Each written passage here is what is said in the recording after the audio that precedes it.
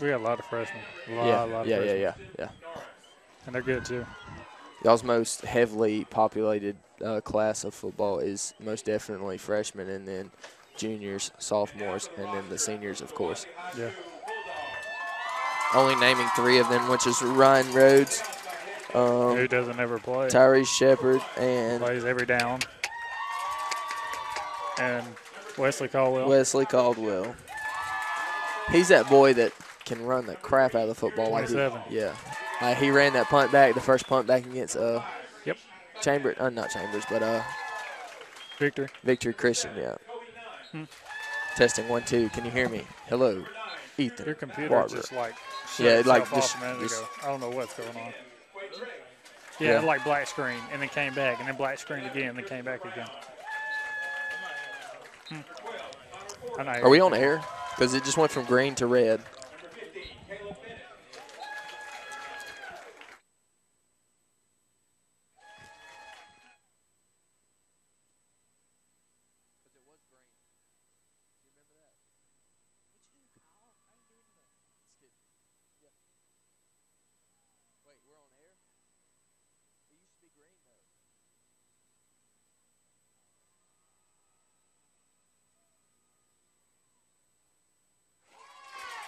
Number 33, Ryan Fuljo.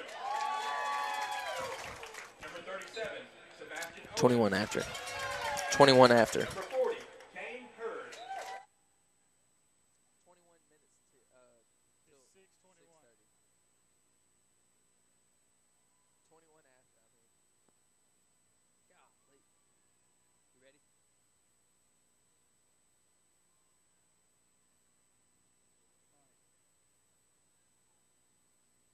Do you want me to put my mouth on it? Do you want me to put my mouth on it? Okay. Did they give you the spot?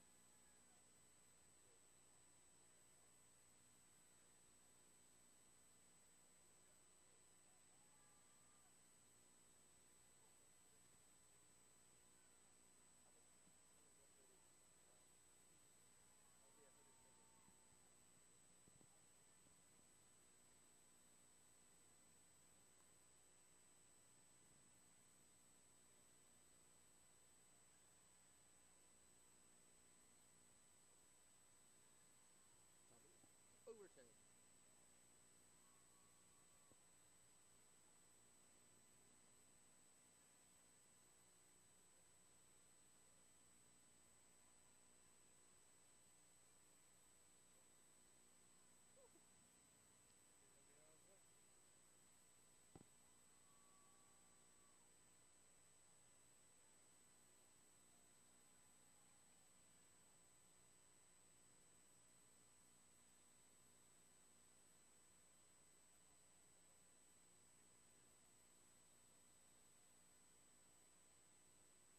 Okay, you had it set up pretty nice.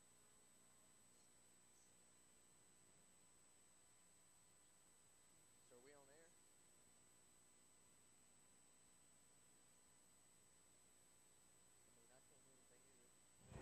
Can you hear me?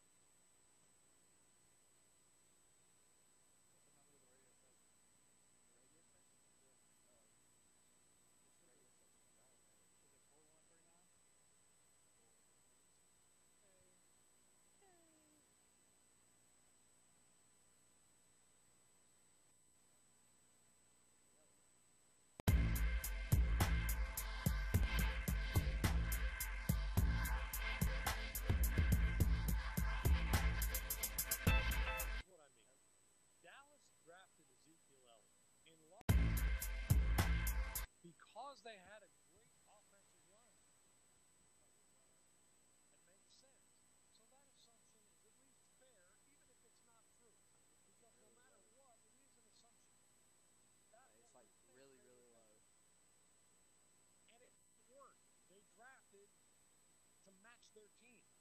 They took a running back at a time where people weren't taking running back because they were thought of as, well, we can get a lot of guys to run. And they took Elliott. Now, if Elliott is drafted by someone else, No, you don't hear the people cannot talking. project who he would be. We want to. And I've said this about so many players so often over the years. If Derek Jeter had been drafted by the Royals, you just don't know. You don't know. Because so much of his lore, of his legend, was based on the intangible. Sure, he could play, but you can't be a hero in the playoffs if you're not in them. You can't show what you have if you can't show what you have. And many players, through just pure sheer luck, are in the wrong place at the wrong time. And we don't know what they might have. Elliott, just the opposite. He's in the right place at the right time. But if he was running the ball for the Jets or the Jaguars, I don't know. And there's no way I could know. You know, I just went on the internet in between during the break there, and I saw, you know, some headline, Clinton blaming Comey for her loss. It could be true. But the point is, we want to know. You know, just like when we asked the question about why are the NFL ratings, we can't just leave it at, geez, I don't know why they're down. It's probably a combination of things, and of course it probably is. But we don't know. We're not going to know. There are too many variables to understand, just as there were with the election. I don't know how many people actually went in there and said, oh, this Comey email thing, I'm not voting for Hillary Clinton. I'm sure it happened, but it didn't happen to the degree the cost of the election. I have no stinking idea. And my point is, neither do you. But you want to. You desperately want to. And you desperately want to project, oh, if we had drafted Ezekiel Elliott, you know, if we had Dak Prescott, you know, if he was on the Jets instead of Ryan Fitzpatrick, he'd be, you just don't.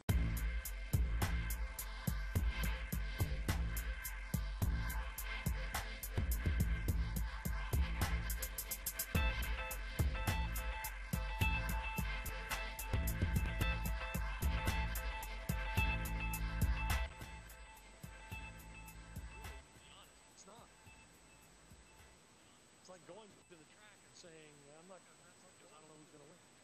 Well, of course you don't know who's going to win. That's why they call it betting. That's why they call it risk.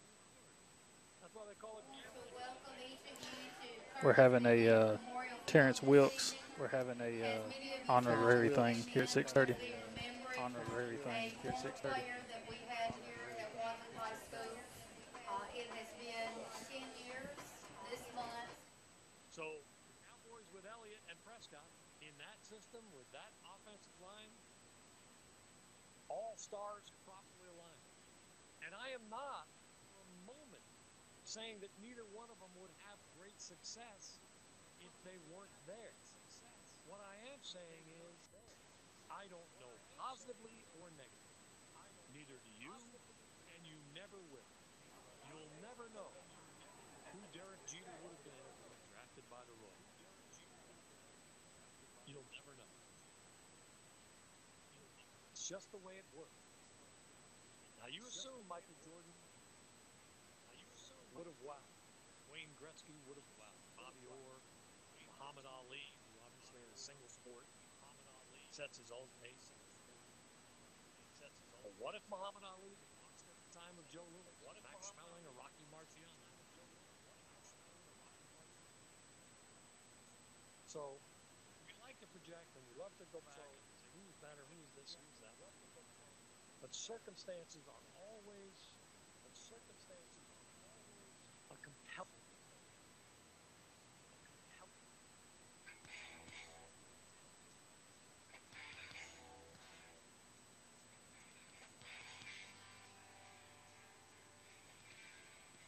You're listening to Area High School Football on WELR, Area High School Football FM, Roanoke, LaGrange. Area football is brought to you by First State Bank, Southern Union State College, Urging Home Care, Southern Auction Solutions, Trailer Retirement, and Dr. Michael Edwards. And now, let's go to the stadium for Area High School Football.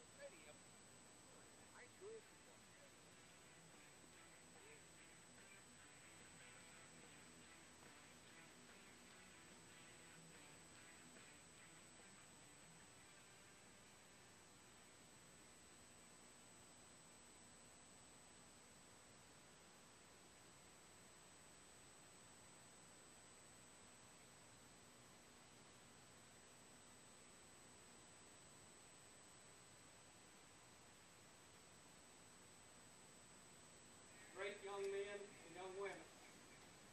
I want to talk just a little bit about Terrence. I can tell stories all night, but I know you don't want to listen all night. I always tell about my first meeting with him.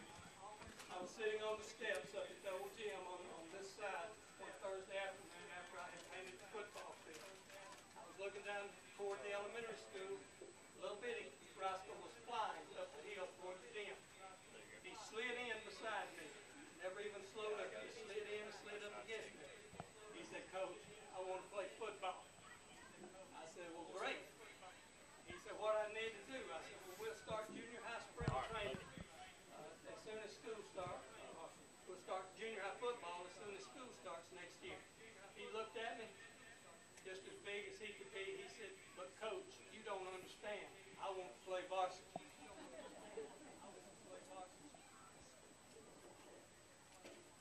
Of all the things that I like to say about him, his character is first. And to his entire family, I want to describe Terrence as I knew him and as you knew him. He loved and respected you with all of his heart. He was loving, caring, unselfish, thoughtful, polite, and appreciative. He had a strong, strong desire to excel, not only in sports, but in academics and in life. And excel he did. And I know you know this, but he was a four-time All-State football player. He rushed for 9,668 yards in his career. He scored over 160 touchdowns with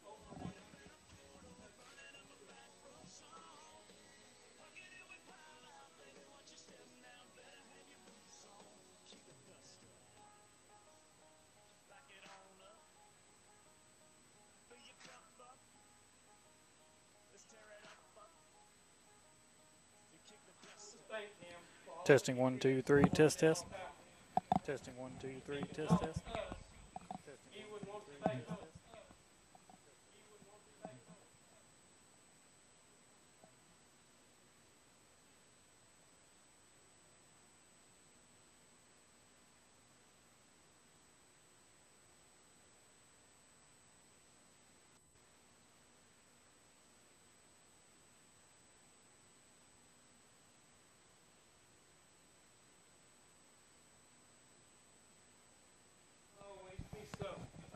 Good evening, everyone, and welcome to Curtis Lynch Memorial Field here at the campus of Wadley High School. We're here for round 2 of the AHSAA Class 1A state playoffs between the Wadley Bulldogs and the Sweetwater Bulldogs. I'm joined here by Levi Arrington and Eric Velasquez on the sidelines, and it's a great night, great and beautiful night here in Wadley, and it's nice to be here. How are you guys doing? I'm doing great, Kyle. I'm excited to be here. I'm looking forward to see what Wadley can do against the Sweetwater Bulldogs. I've never seen Sweetwater play, so I'm very excited to see what they will do. Yeah, and it's 6:30 here. We're kind of having a tribute to Terrence Wilkes. He was a great running back for Wadley High School. It's been 10 years since the death of Terrence Wilkes on Thanksgiving Day here in Wadley, and we're celebrating the life of Terrence Wilkes tonight and all he did for this school. And he was a really good running back, and he's still in the top 10 in the state in rushing yards. Yeah, like you said, he was a great running back. I never knew him personally, but everything I've heard about him, he was a great guy and he was a great person. And he was very humble to when he did run the football and what he did outside running the football. So, um, Yeah, he was something special to watch. He played under great head coach Randy Sparks here. He and Terrell Zachary played on the same team. He, Terrell Zachary, and Brandon Brown was the quarterback. And I remember hearing a story about Brandon Brown where Brandon tore his ACL and actually came back and ended up playing the whole season. And they went into the playoffs that year. And we always ran pretty far in the playoffs when we had those three running the offense. And it was a very dynamic trio of players. And I would like to thank Wadley High School for recognizing my brother Terrence Wilkes on his 10-year mark. It's just crazy. It's been 10 years since that happened. yeah, it has. It doesn't feel like it's been that long since he died. I remember hearing about it, and it was, I went to Woodland. I wasn't a Wadley student, but it was a heartbreaking thing to hear when you have someone like a high school student to be, killed the way he was. The Friday beforehand, we played against Sunshine High School. We went to Sunshine and played them, and we were all picked to win. Everybody thought we were going to win. We ended up losing that ball game as the balloons were released here in honor of Terrence Wilkes. We went to Sunshine High School and ended up losing in that round of the playoffs.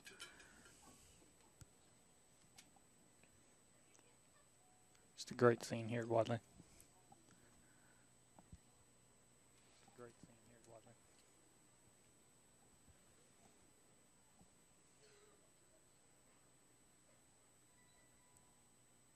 And talk about some more games we got going on tonight. Wadley playing Sweetwater here tonight in the second round of the playoffs.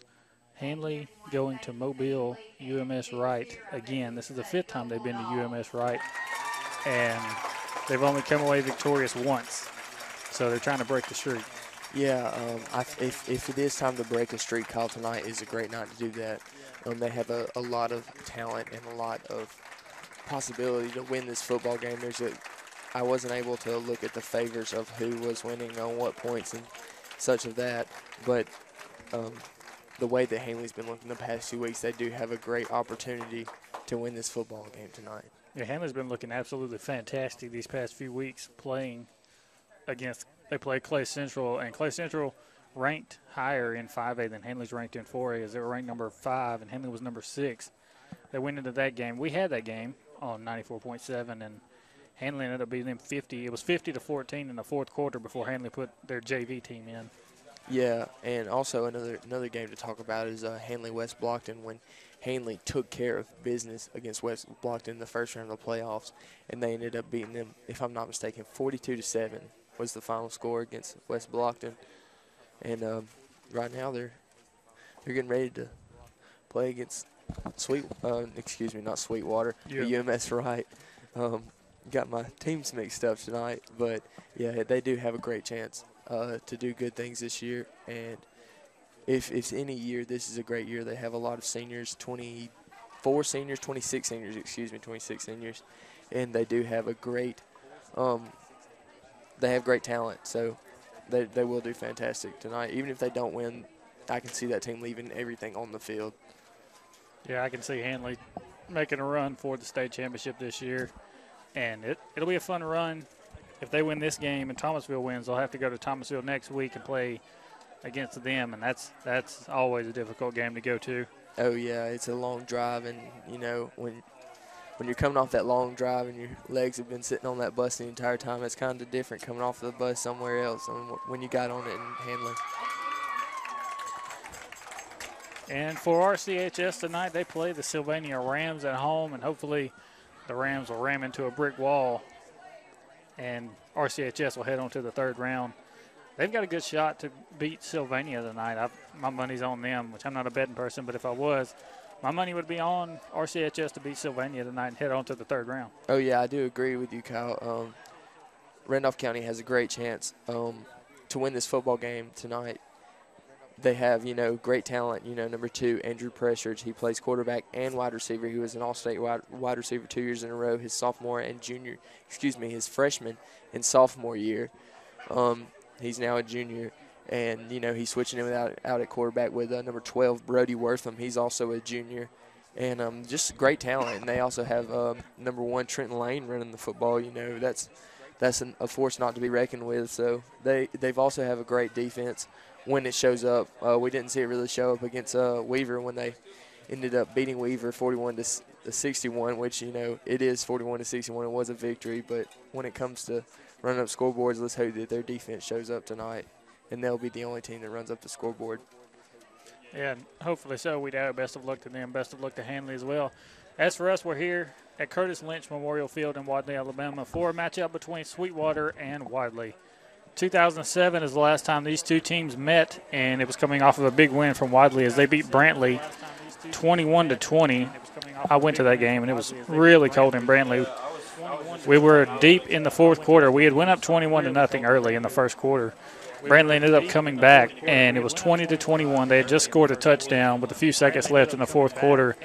Brantley decided to go for 2 and go for the win, and they didn't get it. So we ended up winning that ball game. And since we won that ball game, we had to travel to Sweetwater and play them the next week. And we went down there to Sweetwater, and they beat us 39-7, and that's the last time these two teams meet.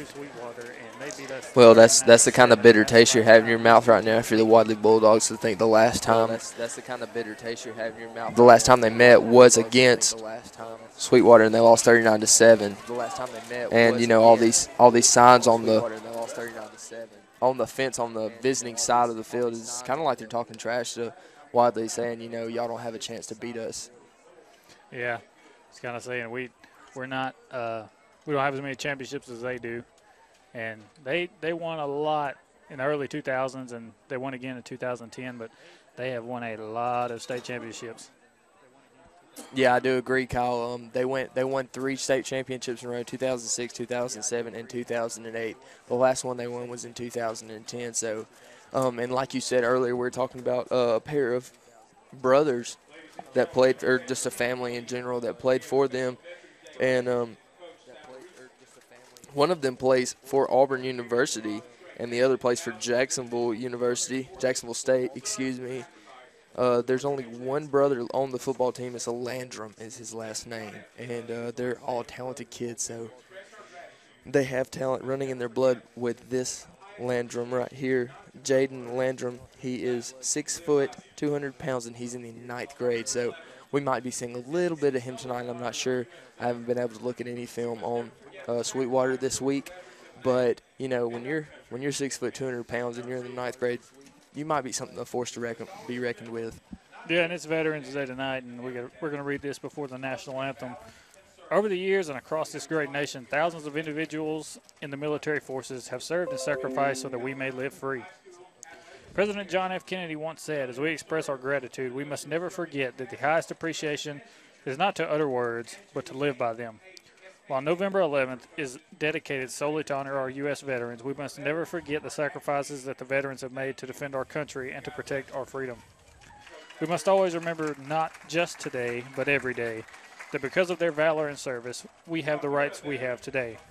On behalf of the Alabama High School Athletic Association, to those who have served and to those who are serving past, present, and future, and to the AHSAA member coaches, administrators, and officials who are veterans or in active duty, thank you and God bless you. And that a message from the AHSAA to our veterans. As it is Veterans Day, and I'd like to thank all the veterans out there for their service they have done for this country. And if it wasn't for them, we wouldn't be here right now. Yeah, that is true, Kyle. There's a lot of men and women that fought for this country, and we get to lay our head peacefully at night and not have to worry about the things that are going on around us. It's them fighting for our freedom. Yeah, and you know, it's crazy about the election, that we had the election and Donald Trump won presidency, and after that I've just seen a lot of people that's been stepping on the flag and burning the flag and stuff like that. And you know, it's tough to watch that because you know all the sacrifices people have been through trying to defend that flag. Yeah, that is true. I mean, my father, he fought in the national, or he was in the National Guard, and he disrespects that a lot for people to step on the flag. We're going to take a 2-minute break for the national anthem and the prayer. You're listening to WLWE 94.7, the Eagle Sports Network. The Rack and Spur, located Highway 431 on the Randolph-Chambers County line, is a proud supporter of area high school football. Visit Rodney, Benji, Nick, and Goober for a great selection. They have food for all your animals, and they're offering a great special on delivery of bulk feed. With the current hay shortage, they're taking orders on nice, clean peanut hay. You'll enjoy shopping and doing business with my friends at the Rack and Spur, located on Highway 431 on the Randolph-Chambers County line. Open 6 days a week. Phone 334-863-7771. Smile. It makes you feel better. Don't like your smile? Then you should see Dr. Michael Edwards in Wedowee for a comprehensive range of services for adults and children. Dr. Edwards offers services such as cosmetic dentistry, implants, veneers, bleaching, wisdom teeth, and all general dentistry. He's licensed for IV sedation, accepts insurance, and offers financing through Care Credit. Let Dr. Michael Edwards in Wedowee help your smile be everything you want it to be. For appointments, call 256-357-2882. Emergency Medical Transport is proud to be part of this community and to serve the people of Roanoke, Randolph County, and surrounding areas. Emergency Medical Transport, owned and operated by Med-Nite, have 6 ambulances in their transport fleet and 28 full and part-time EMTs, advanced EMTs, and paramedics to assure that if you need emergency services, they'll be there when you need them. When you or your loved one needs professional emergency medical services quickly, you can rely on EMT, Emergency Medical Transport, serving Roanoke and surrounding areas. You've heard it said, it's all about you. Well, Bank of Wedowee's new unique checking account is truly all about you. There's no monthly minimum balance service charge. You choose your rewards, either cash back on debit card purchases or higher interest on your balance. Plus, you enjoy ATM fee refunds. Qualifying is simple. Come by Bank of Wedowee today for complete details. Bank of Wedowee's unique checking puts money back in your pocket. You're listening to Area High School Football on WELR 102.3 FM, Roanoke LaGrange.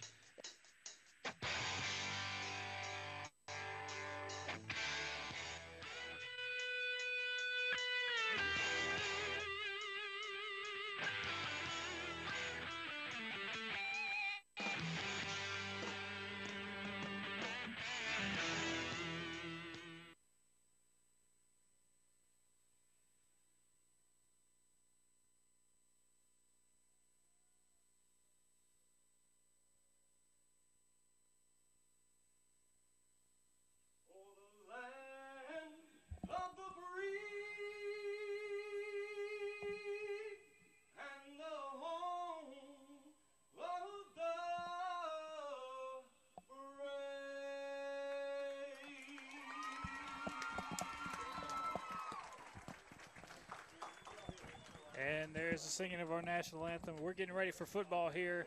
Wadley versus Sweetwater, a big matchup in Class 1A. This is the second round of the playoffs in Class 1A. It's a big matchup here tonight between Wadley and Sweetwater. The winner of this game gets the winner of Brantley versus Maplesville. Maplesville, the #1 team in the state.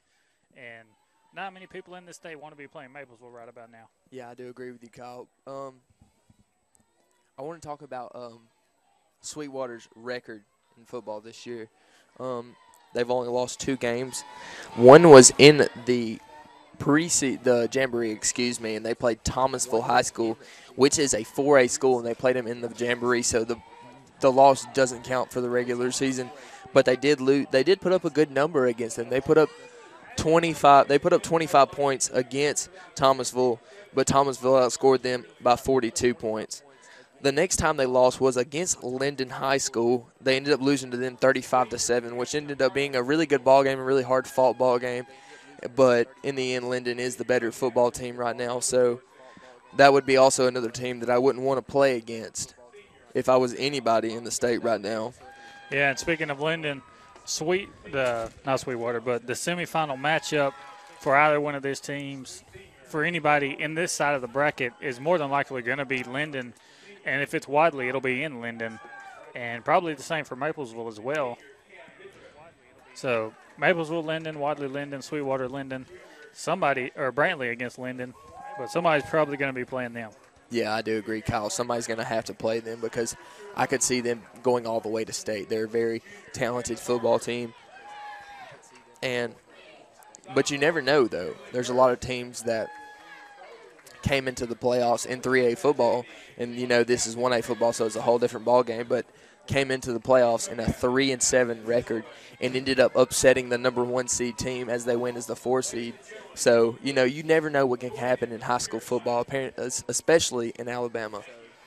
And you talk about a whole total 1 through 4 seed in one region beating everyone. You have to mention 3A Region 5, the region that Randolph County is in. Every single team from their region won last week in the first round of the playoffs. They all won.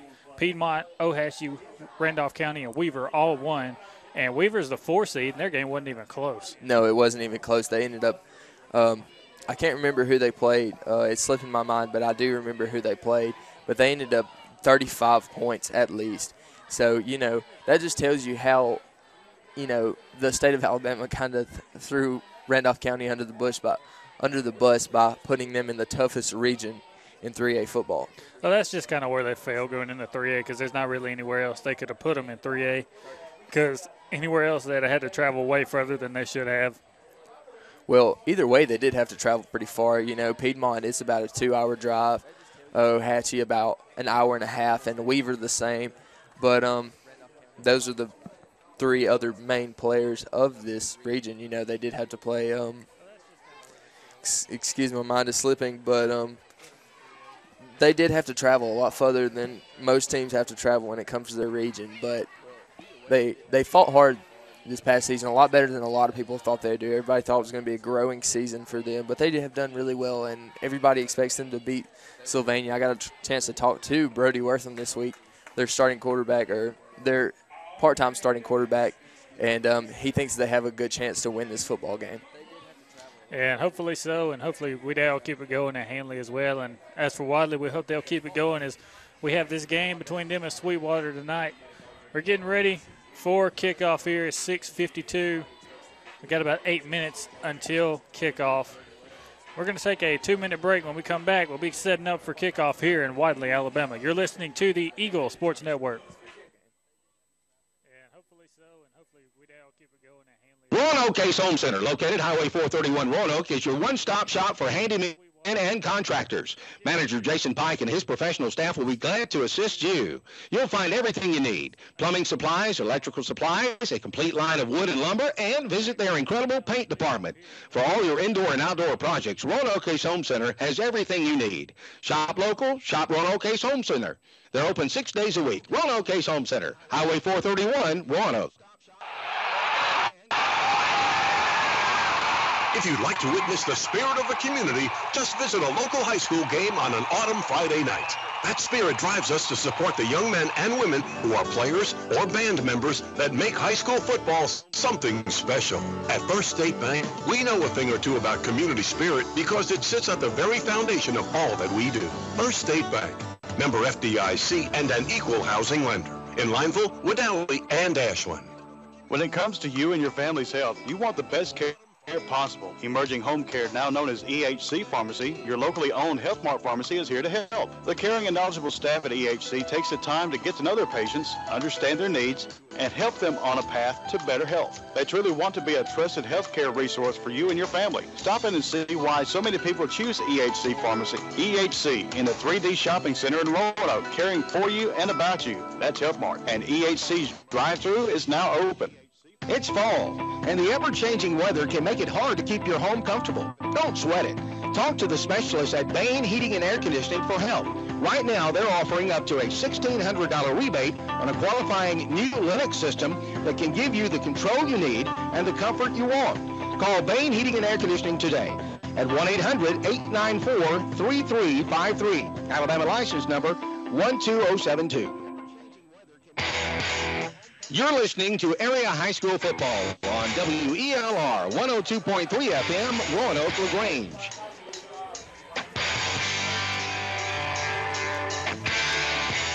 Welcome back to Curtis Lynch Memorial Field. We're getting ready for the coin toss. Your captains for the Wadley Bulldogs: number 2, Tyree Shepard; number 3, Carryon Birdsong; number 22, JaMichael Angel; and number 10, Taquavian Drake. Sweetwater now coming out, getting ready with their captains. I think all of their captains are going to be their seniors. They have 8 seniors, Kyle, so. Yeah, they got. Excuse me, 9 seniors. Yeah, they got 9 guys out there. So their 9 seniors will be their captains for tonight. And they're getting ready. We're going to throw it down to Eric here in a minute. But we're getting ready for kickoff here. Huge matchup in Class 1A. The number 5 Wadley Bulldogs going against the number 7 Sweetwater Bulldogs. It's a battle of the Bulldogs here at Curtis Lynch, and we're about to get started. It's a beautiful night here tonight in Wadley, Alabama, and we hope the best for all the other county teams as well, with Handley playing tonight against UMS and with RCHS playing against the Sylvania Rams. RCHS at home this week as well.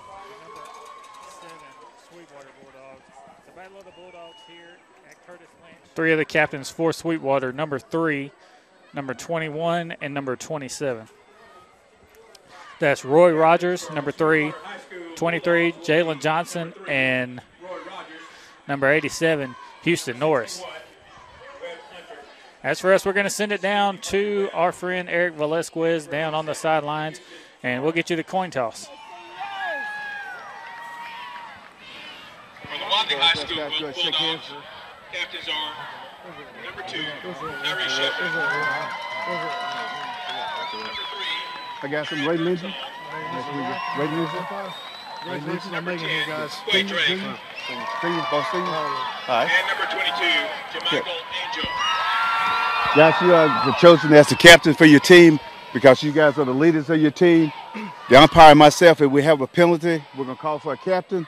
So whichever one of you guys on the field, just come up and step up, and then we'll go ahead and explain what we have, and you guys make a choice, and we kind of go from there. Any questions? I have a regular coin here, a 2-sided head.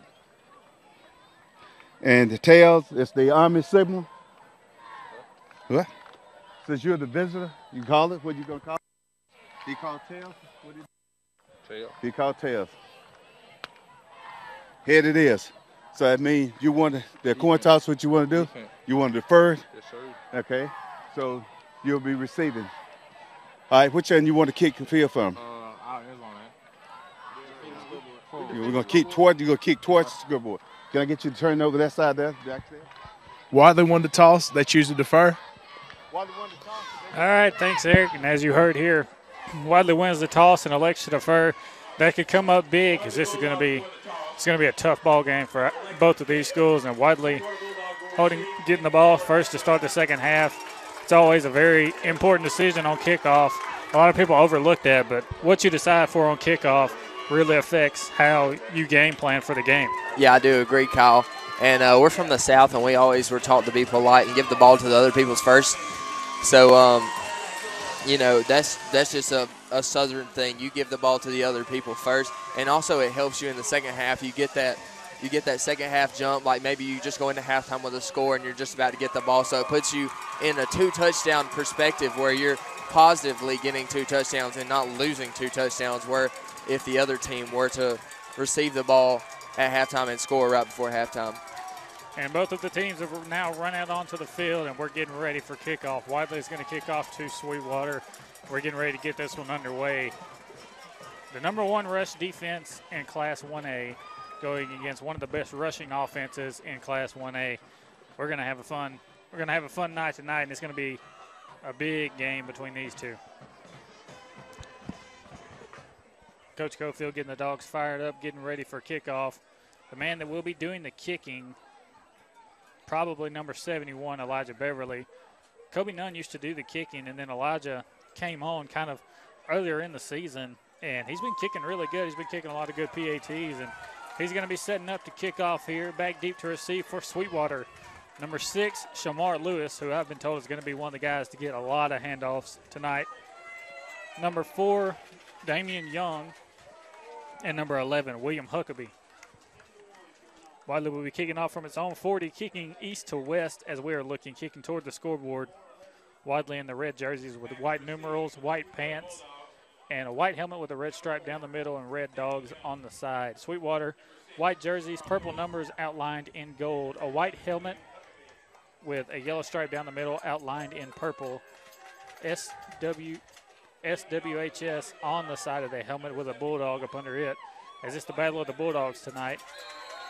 purple pants and a yellow spelled out Bulldogs on the side. Here's the kick from Beverly. It goes down to number 6, Lewis. Lewis takes it at the 25. He's looking for a hole up the middle. He jumps over a man, gets tackled by Elijah Beverly, and he is down at the 41-yard line. It'll be first down and 10, Sweetwater from the 41, and you can hear the pads popping already. Yeah, it's going to be a rough ball game tonight. It's going to be a lot of brawl. It's going to go all the way down to the last tick of the fourth quarter. Excuse me. Yeah, I'm kind of nervous being an alumni for Wadley. I'm kind of nervous coming to watch this game. My heart's kind of jumping a little bit. Sweetwater comes out in an offset wing T formation. Number 6, the deep back. He'll get the handoff over the right side. He'll run into big number 2, Tyrese Shepard, and then the Bulldogs bring him back. Yeah, that was a great hit right there by number 2, Tyrese Shepard, as he filled his hole like his responsibility is. And we got a chance to talk to a coach from Wadley tonight, and he said that they haven't really played many teams where the linebackers fill the gaps like we do. So maybe it'll play in their advantage on the defensive side for Wadley tonight. Number 61, Chaz Harmon, the transfer from Hanley, also in on that tackle there. Bulldogs lining up in the same formation. Number 6, Lewis, the deep back. They'll fake it to him, hand it off up the middle to the fullback, and he is stuffed after a gain of 2. It'll be 3rd and 6 for the Sweetwater Bulldogs as the Wadley defense showing up early. And it's just another sign, Kyle, of how amped up this defense is and how tough this defense is. And that kid, number 6, he's not small. He's a junior, and he's 168 pounds, and he's 5'11". That's pretty tall, standing only an inch under you and me, Kyle. So, you know, he's probably a force to be reckoned with when he's running the football. So here comes Sweetwater, same formation, the offset wing T. Number 6 will be deep in the backfield. They'll fake the handoff to him, give it to number 3. He gets tripped up at the line of scrimmage by the Wadley Bulldog defense. That's Broussard on the carry. He gets tripped up by Quay Drake, who came in from his free safety position and cut his legs out from up under him, and it'll be 4th down for Sweetwater. Yeah, that's just a great show of how the momentum needs to bounce in this football game. And it always needs to bounce in Wadley's way if they want to win this football game tonight, because Sweetwater is a tough football team to play. Number 9, Jonah Smith, the quarterback. We haven't mentioned him tonight. He'll be lining up for punting duties. He gets the snap. Here comes the kick, and it'll go off the side of his foot to Quay Drake. Drake calls for a fair catch, and the Wadley Bulldogs will take over 1st and 10 from their own 24-yard line. So good first possession on defense for Wadley. Yeah, it was a great defensive stop right there. They ran about somewhere around the same number on 1st and 2nd down. And it was also a great stop by number 10, Quay Drake, on 3rd down. Because if it wasn't for Quay Drake to get those shoelaces, he probably would have gotten a 1st down. So here comes Connor Fordham, the junior, who has been great for his team at the quarterback position. They're going to come out in the wishbone formation. Deep backs, Kobe Nunn, Tyrese Shepard. Here's the handoff to Shepard over the right side. Shepard has a hole. He cuts left. Shepard's got 9 yards. Make it 2nd and 1. A good run right there from Tyrese Shepard on 1st down. Yeah, and that's just another way to show you that this entire team, not just the defense, is amped up, because you just saw the line take care of the defensive line right there. And there's some big numbers on the defensive line for Sweetwater, and they just took care of what they needed to get those 9 yards for Wadley.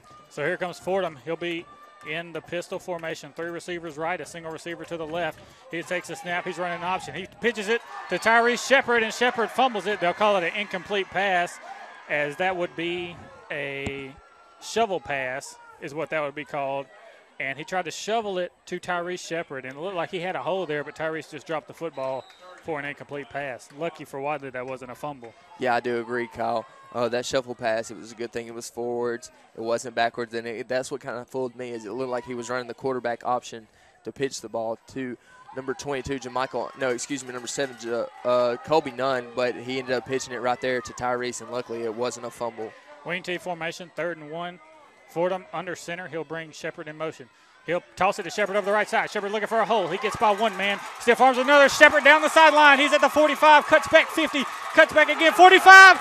Shepard down the field to the 35-yard line for a Bulldog 1st down. And right there, Kyle, that was all on number 2, Tyrese Shepard, as he made all those yards on his own. He had a good block from his receiver on the outside, number 10, Quay Drake, but everything else from him was all him. Everything else, the ball carrying, was all him. A great crowd here from Sweetwater and Wadley, as the stands are packed on both sides of the field. Sweetwater once a powerhouse in 1A. They always bring a good crowd, and they're always represented well, and so is Wadley. It is loud here tonight at Curtis Lynch. Fordham in the wing tee. He'll bring Shepard in motion, and he'll hand it off up the middle to number 22, JaMichael Angel. Angel keeping those legs moving. They're pushing him forward, and he's down to the 27-yard line. That's going to be 3 yards short of another Bulldog first down. The Wadley Bulldogs line may be outsized, but they're not out strength. Yeah, that is true, Kyle. That was most of the entire offense right there. If they weren't inside the pile, they were on the backside pushing it towards the first down marker, and they ended up picking an extra 4 yards off of his current carry, which only got him about 3 yards before his first initial hit. And let me change what I said. They might be outsized, but they're not overpowered. I think that would be more correct. Wing T formation once again. They'll bring Carryon Birdsong in motion, and they'll toss it to Birdsong over the left side. Birdsong fumbles it, and Sweetwater has it. You can't do that when you're playing a really good team, and Birdsong fumbles it on the pitch. And Sweetwater has it at their own 33-yard line. And right now, Kyle, that's just one thing that the number three, Carryon Birdsong, the 11th grader, doesn't need to do, because, you know, he's been out there, he's had experience. The first time he touched the ball tonight, he may have been a little jitsi, but that's just something you can't do right now. It's the second round. You're playing one of the best teams in 1A football. And here comes Sweetwater. They'll be in their offset wing tee once again. Back in the backfield, Lewis. And they'll hand it off over the right side to number 3. He runs into Tyrese Shepard, and Shepard's bringing him down behind the line of scrimmage. Tyrese Shepard all over the field.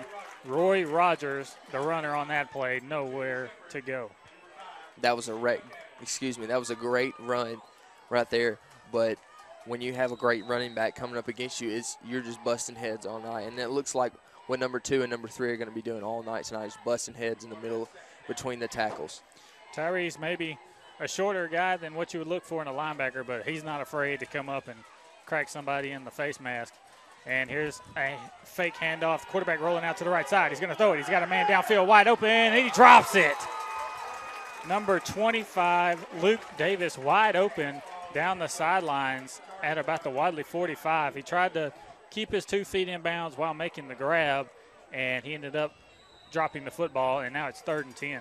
Yeah, and the entire Wadley side right there were holding their breath and took a breath of relief when he dropped that football, because he was wide open, Kyle. Yeah, number 9, Jonah Smith, not really known for throwing the football, but right there, really close to having a big play for Sweetwater. They'll line up here in offset wing tee once again. Here's the snap. They'll hand it off up the middle. He's got a good gain, and he's got a Sweetwater first down. He's down to the Sweetwater 44-yard line. Nothing tricky about that, just a flip handoff on his backside. He turned to the left, handed it off on the right side in between the center and the right guard, and it was just a beautiful hole, and the linebackers weren't in those holes, so he got a first down right there. It was a great run by number 23. 3rd and 10 is just a little fullback dive up the middle, got him 11. 1st and 10, same formation as usual. Here comes the snap. He'll fake the handoff. He's looking to throw it over the left side. He's got a man wide open. He throws it downfield. He overthrows his receiver. Number 85, number 25, excuse me. Luke Davis wide open. He had 2 receivers that were wide open on that play, and he missed both of them. Yeah, that was number 11. The other wide receiver that was wide open was William Huckabee. And Quay Drake was actually on 25 a little bit better than number 11. Chris Brown was on number 11. Number 11 for Sweetwater was wide open right there as he Yeah, Dalton Brown got beat on that play. Exactly, thank you. Offset wing T formation. Here's the snap. The handoff over the right side to number 3. That's Rogers. Roy Rogers gets taken down after a gain of about 4. So now it's going to be 3rd and 6 for Sweetwater. Still on their side of the field. They haven't made it to Wadley's side yet. Wadley made it over to Sweetwater's side on their first drive, but they were stopped. Quick score update from UMS Wright. Hanley 7, UMS 0 early in the first quarter. Hanley on a mission to hit like a sledgehammer tonight. Yeah, and that's one thing that Hanley needs tonight is just to hit like a sledgehammer if they want to beat this UMS Wright team. Offset wing T. Here's a handoff over the left side. And there's Chris Hodges to make the tackle. He's going to be short of a first down. They'll get into Wadley territory, but he's going to be short of a first down. That's Rogers on the carry. 4th and 4 from the 50-yard line. What does Sweetwater do here? Sweetwater looks like they may be going for it, but their quarterback is their punter, so it's hard to tell. Sweetwater, a team with 9 seniors. Wadley, only 3. Here comes Sweetwater lining up, maybe trying to call cadence and get Wadley to jump. And that's exactly what they're doing. The quarterback trying to get them to jump. Won't happen. Good discipline from the Wadley defense, and we'll have a timeout.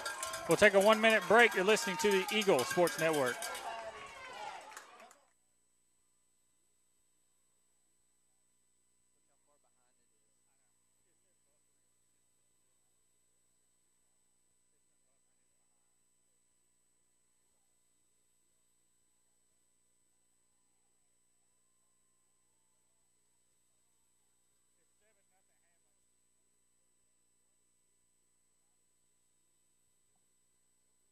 Garden Apartments, providing independent living. Visit Trailer Retirement Community today or call 334-863-3500. Trailer Retirement Community, a community of caring. What if we told you that in 2 years or even less, you could be working in one of 8 high-demand fields, making great wages, buying new wheels, finding a home, vacationing, and providing a great future for your family? Now, what if we told you that you can get this training right here at Southern Union in day or evening classes? Call 334-745-6437, extension 5316 to find out more. Classes start soon, so call today. Career training pays off fast. You're listening to Area High School Football on WELR 102.3 FM, Roanoke, LaGrange. And a good punt from Jonas Smith from Sweetwater will flip the field position. Wadley gets the ball at their own 8-yard line. They'll take over 1st and 10. A good punt right there from Jonas Smith. Wadley defense standing tall on the last possession after a Wadley fumble. They no points off of the fumble, which is good for the Wadley defense. And they'll set up now 1st and 10. They'll be in the wing. They'll be in the wishbone formation. Here's the snap, handoff to Tyrese Shepard. Tyrese runs into a pile of Bulldogs, and he'll get a gain of about 3 or 4 on that play. And you saw right there, Kyle, there was some great blocking right there from the offensive line, but once he got to the second level where the linebackers and the outside linebackers was, he was bouncing around like a pinball until he was finally brought down, just about a 4-yard gain. It was a great run by him. Yeah, it was number 53, Eric Mabowitz, on the tackle. Here comes Fordham. In the pistol formation, 3 receivers right, a single receiver to the left. He'll bring Shepard in motion, and he'll fake the handoff. Fordham's going to run it himself. He's got a hole. Fordham runs past another man. He's down with another 1st down all the way down to the 34-yard line.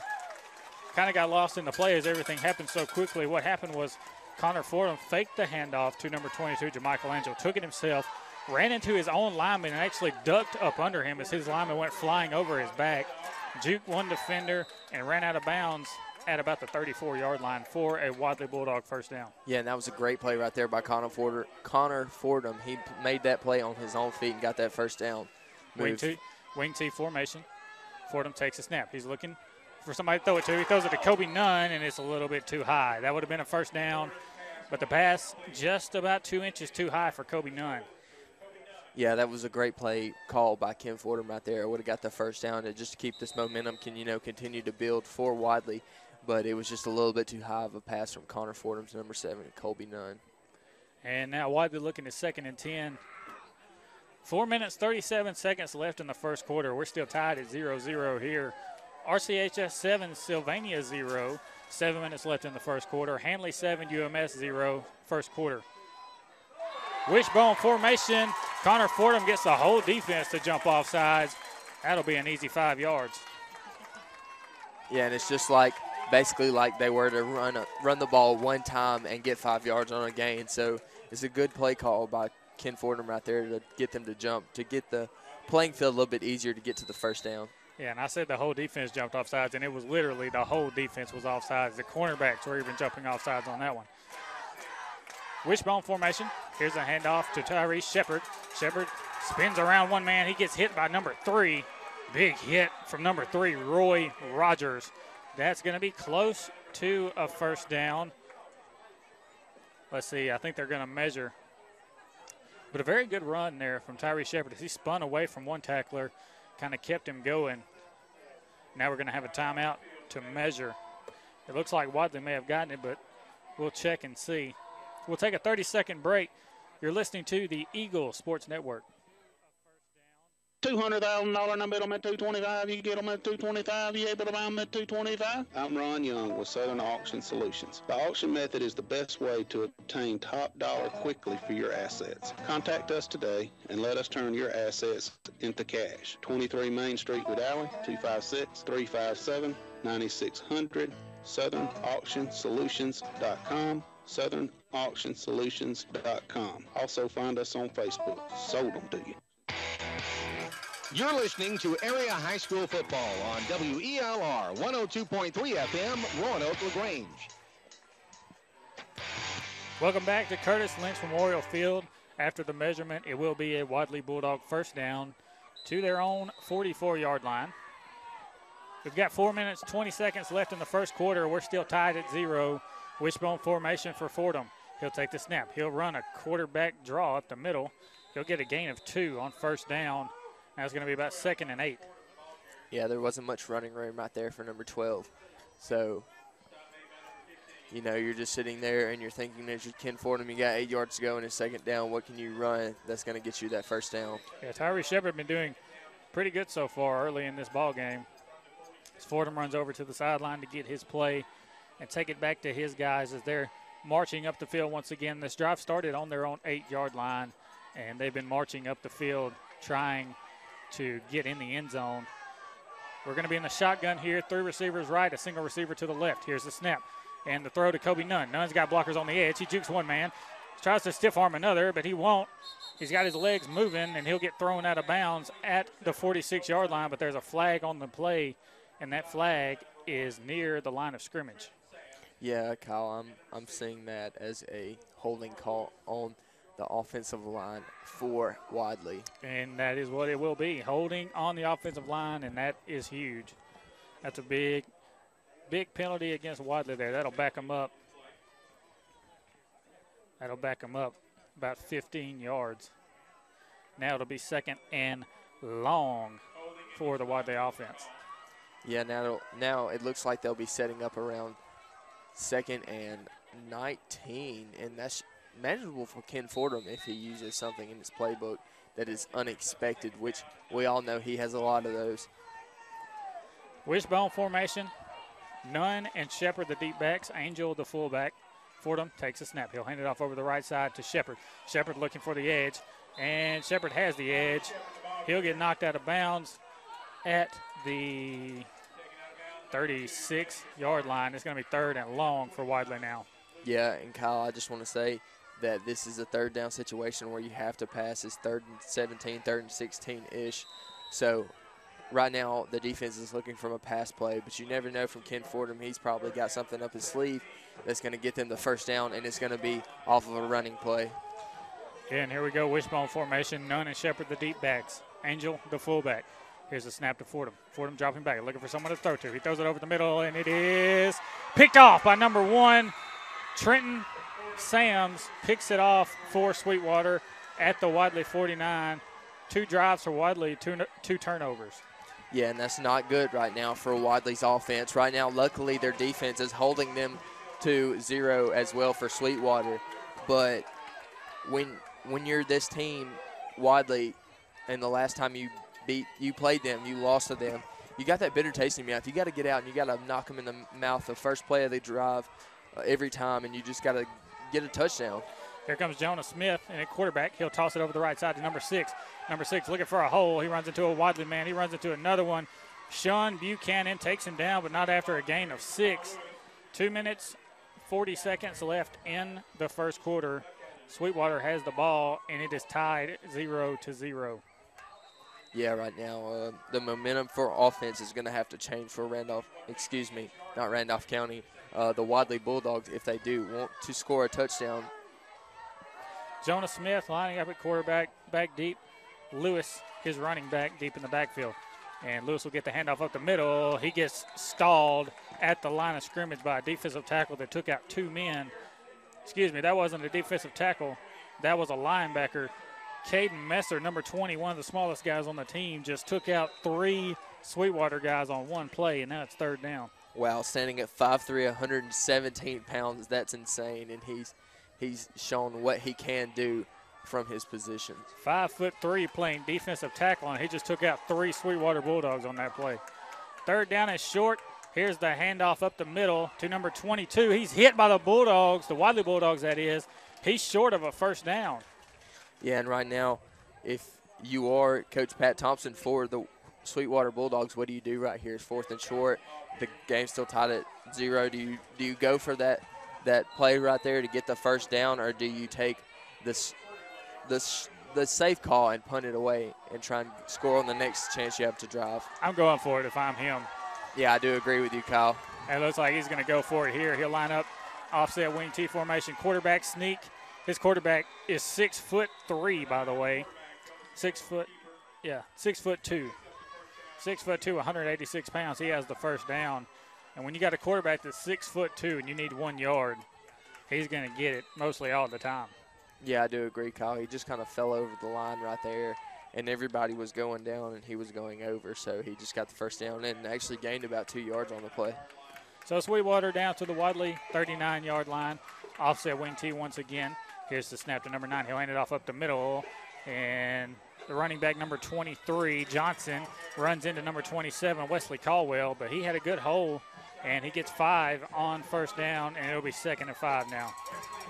Yeah, that was a great stop right there by number 27, Wesley Caldwell. He kind of took him on his own right there, and being a little bit smaller than number 23, he kind of took a great hit right there and pulled him down with him. So 2nd and 5 now. 2nd and 5 now for Sweetwater. They'll line up here in the offset wing T formation. Number 9, Smith, the quarterback. He'll take the snap, hands it off up the middle to number 23, and he runs right into the teeth of the Wadley defense, and he'll pick up 2, but it's going to be 3rd and short. Score update from Randolph County. Randolph County 14, Sylvania 0. I figured Randolph County would win that one pretty good. Sylvania this year is on the up and up. They haven't been too good here until this year. That's the end of the 1st quarter. Your score, Wadley 0, Sweetwater 0. We'll take a 2-minute break. You're listening to the Eagle Sports Network.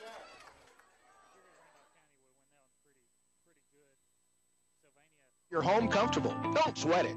Talk to the specialists at Bain Heating and Air Conditioning for help. Right now, they're offering up to a $1,600 rebate on a qualifying new Lennox system that can give you the control you need and the comfort you want. Call Bain Heating and Air Conditioning today at 1-800-894-3353. Alabama license number 12072. When it comes to you and your family's health, you want the best care possible. Emerging Home Care, now known as EHC Pharmacy, your locally owned Health Mart pharmacy, is here to help. The caring and knowledgeable staff at EHC takes the time to get to know their patients, understand their needs, and help them on a path to better health. They truly want to be a trusted healthcare resource for you and your family. Stop in and see why so many people choose EHC Pharmacy. EHC in the 3D Shopping Center in Roanoke, caring for you and about you. That's Health Mart. And EHC's drive-thru is now open. Smile. It makes you feel better. Don't like your smile? Then you should see Dr. Michael Edwards in Wedowee for a comprehensive range of services for adults and children. Dr. Edwards offers services such as cosmetic dentistry, implants, veneers, bleaching, wisdom teeth, and all general dentistry. He's licensed for IV sedation, accepts insurance, and offers financing through Care Credit. Let Dr. Michael Edwards in Wedowee help your smile be everything you want it to be. For appointments, call 256-357-2882. Let's take a second and picture our dream home. The fence along the drive, the siding, the windows, that 2-car garage you pull into, the porch you walk up on, and now we're inside. Look at those beautiful floors and that fireplace. That's pretty easy, right? Well, just as we built a home in our mind, Russell Do-It Center can bring that dream to life from A to Z. Russell Do-It Center offers full contractor service. They can read those house plans and everything in between to get you in the home you've dreamed of. Call Larry Driver today at 334-863-5330. That's 863-5330. And let Russell Do-It Center do it for you. You're listening to Area High School Football on WELR 102.3 FM, Roanoke LaGrange. Welcome back to Curtis Lynch Memorial Field. And Sweetwater on third down threw a little screen pass to the left side. The wide receiver fell down short of the first down. And on fourth down, they run it over the left side, and the running back gets tackled near the yard marker he needed to get. So we're going to measure here on fourth down, and this could be huge. Let's see when it's straightened out where it will be. And they're pulling the chain tight, and it looks like a first down for Sweetwater. First down, Sweetwater at the Wadley 29. So Sweetwater nearing the red zone. Right now we're going to throw it down to Eric Velasquez. Eric, how's everything going on the sidelines? Hey, Kyle, everything's good down here. We have a good attendance from the Wadley fans and the Sweetwater fans. Right now it's about 59 degrees and dropping. Supposed to be down to 50 at the end of the game. But, yeah, field conditions are good. Grass is good. You know, this late in the season you usually see dust on the ground and, you know, bald spots. But right now, full luscious grass. Up to you, man. And here's a handoff up the middle to number 6 from Sweetwater. And he's got a Sweetwater Bulldog first down inside the 20-yard line to the 19. Sweetwater driving on Wadley. Yeah, and it looks like, Kyle, that the Wadley defense is just starting to get tired. You know, they've been out there on the field 3 times, and they've been successful to stop them twice on turnover on downs. One was 3 and out. And, you know, when the offense continues to turn the ball turn over the ball on turnovers, you know, the defense continues to get disappointed. Quarterback dropping back to pass, looking to throw over the middle. He throws it, and it is incomplete as he gets hit on the play by Kobe Nunn, and Reeves, number 76, hit the quarterback in the backfield. So now 2nd and 10. The quarterback just looking to throw it to the end zone to try to get a touchdown, but nobody open on that play. Yeah, right there. He kind of dropped back about 10 yards from where the line of scrimmage is, and he was just kind of waiting to pitch it off his back foot, maybe hoping one of his receivers would go up and get it, but he had no one really open to get there. So here comes Sweetwater, 2nd and 10 from the Wadley 18-yard line. They'll line up in an offset wing T formation. The D-backs, number 6 and number 12. Here's the handoff over the right side to number 3, and he gets hit by Dalton Brown. He's not going down. He finally goes down inside the 10 at about the 7-yard line. Wadley just trying to hit the guys. They're not really wrapping up, and you have to wrap up if you want to make a tackle. So 1st and goal now for Sweetwater. Yeah, right now, Kyle, that's just one thing that they're going to have to do is they're going to have to wrap up on those shifty and shaky running backs from Sweetwater, and they're very quick, and they're able to break off tackles very easily. So you got to make sure that you wrap up to where you initially hit them.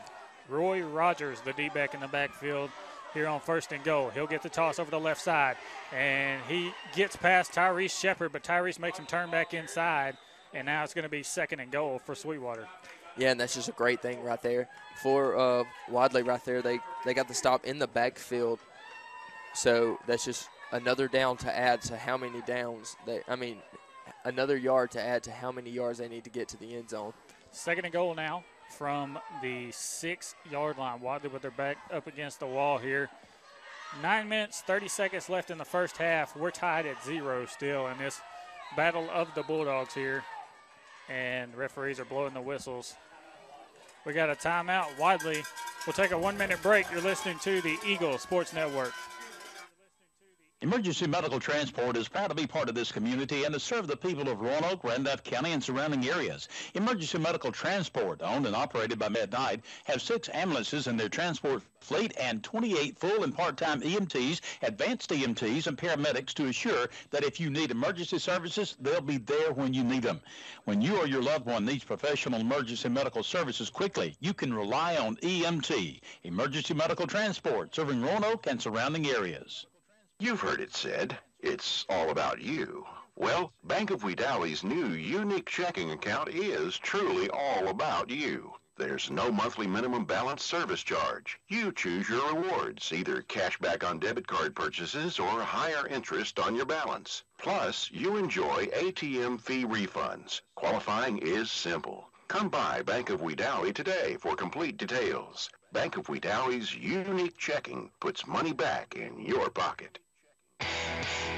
You're listening to Area High School Football on WELR 102.3 FM, Roanoke LaGrange. 2nd and goal. Here's a handoff over the right side to number 3. He gets taken out by Dalton Brown. He ran east to west a long way, but he didn't get many yards north and south. Rory Rogers on the carry, taken down by number 11, Dalton Brown, at the 5-yard line. 3rd and goal from the 5-yard line for Sweetwater. Yeah, and like you said, Kyle, Dalton Brown stopped him, even though he was running east to west right there. It was a great stop by number 11 to make sure that he didn't gain any more yards than he already has. 3rd and goal, the deep back, Roy Rogers once again. Will be in an offset wing tee. They'll bring a man in motion to the left side. They'll toss it over the left side. Tyree Shepard looking to run him down. Shepard's got him, taken down in the backfield. Number 27, Wesley Caldwell, and number 2, Tyree Shepard. 2 of the 4 guys that were on the state championship winning track team from Wadley just ran Rogers down in the backfield and took him out. Well, that's what happens, Kyle, when you have two players that are from the track state winning team. You know, when you have that athletic running back in the backfield that's shifty, but they may not be the fastest kid on the team, and you just get outbeat every time by the faster kids. 4th and goal for Sweetwater from the Wadley 5-yard line. 8 minutes left in the first half. Sweetwater lining up an offset wing tee. Here's the snap. Quarterback rolling out to the right side, looking for a man. Throws it over the middle. Incomplete pass.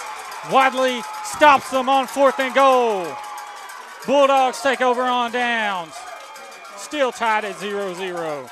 And that's just one thing that we continue to see tonight, Kyle. Even though they let them down into the Wadley 5-yard line, this is what's going to be strong all night is the Wadley defense, and we just need to see more from the Wadley offense. Coverage by number 11, Dalton Brown on the play. Number 9, the quarterback, Jonah Smith from Sweetwater, kind of coming up slow. His arm is hurting him pretty bad right now. Hopefully he's all right. He threw it. He rolled out to the right side and tried to throw it, and the pass just kind of skipped to the receiver and fell incomplete. Wishbone formation. Here's the handoff to Shepard up the middle. Shepard will get 2 on 1st down. It'll be 2nd and 8 now. Yeah, and it's tough right now for the Wadley offense. They started on the 5-yard line, and now they're on the 7-yard line. It's 2nd down. You know, they're continuing to move the ball progressively. Just turnovers is what hurting them right now. So hopefully they'll be able to drive with the remaining time on the clock with 7 minutes and 36 seconds left to go in the 2nd quarter. Maybe they'll have enough time to drive down the field and then make sure to stop Sweetwater. Yeah, Sweetwater winning the field position battle, but Wadley trying to get in the end zone. Wishbone formation once again. Nunn and Shepard the D-backs. And here's an option play. The toss to Kobe Nunn. Nunn running down the sideline. He's at the 25, cuts back 30. He's at the 35, finally goes down at the 33-yard line. 1st down, Wadley.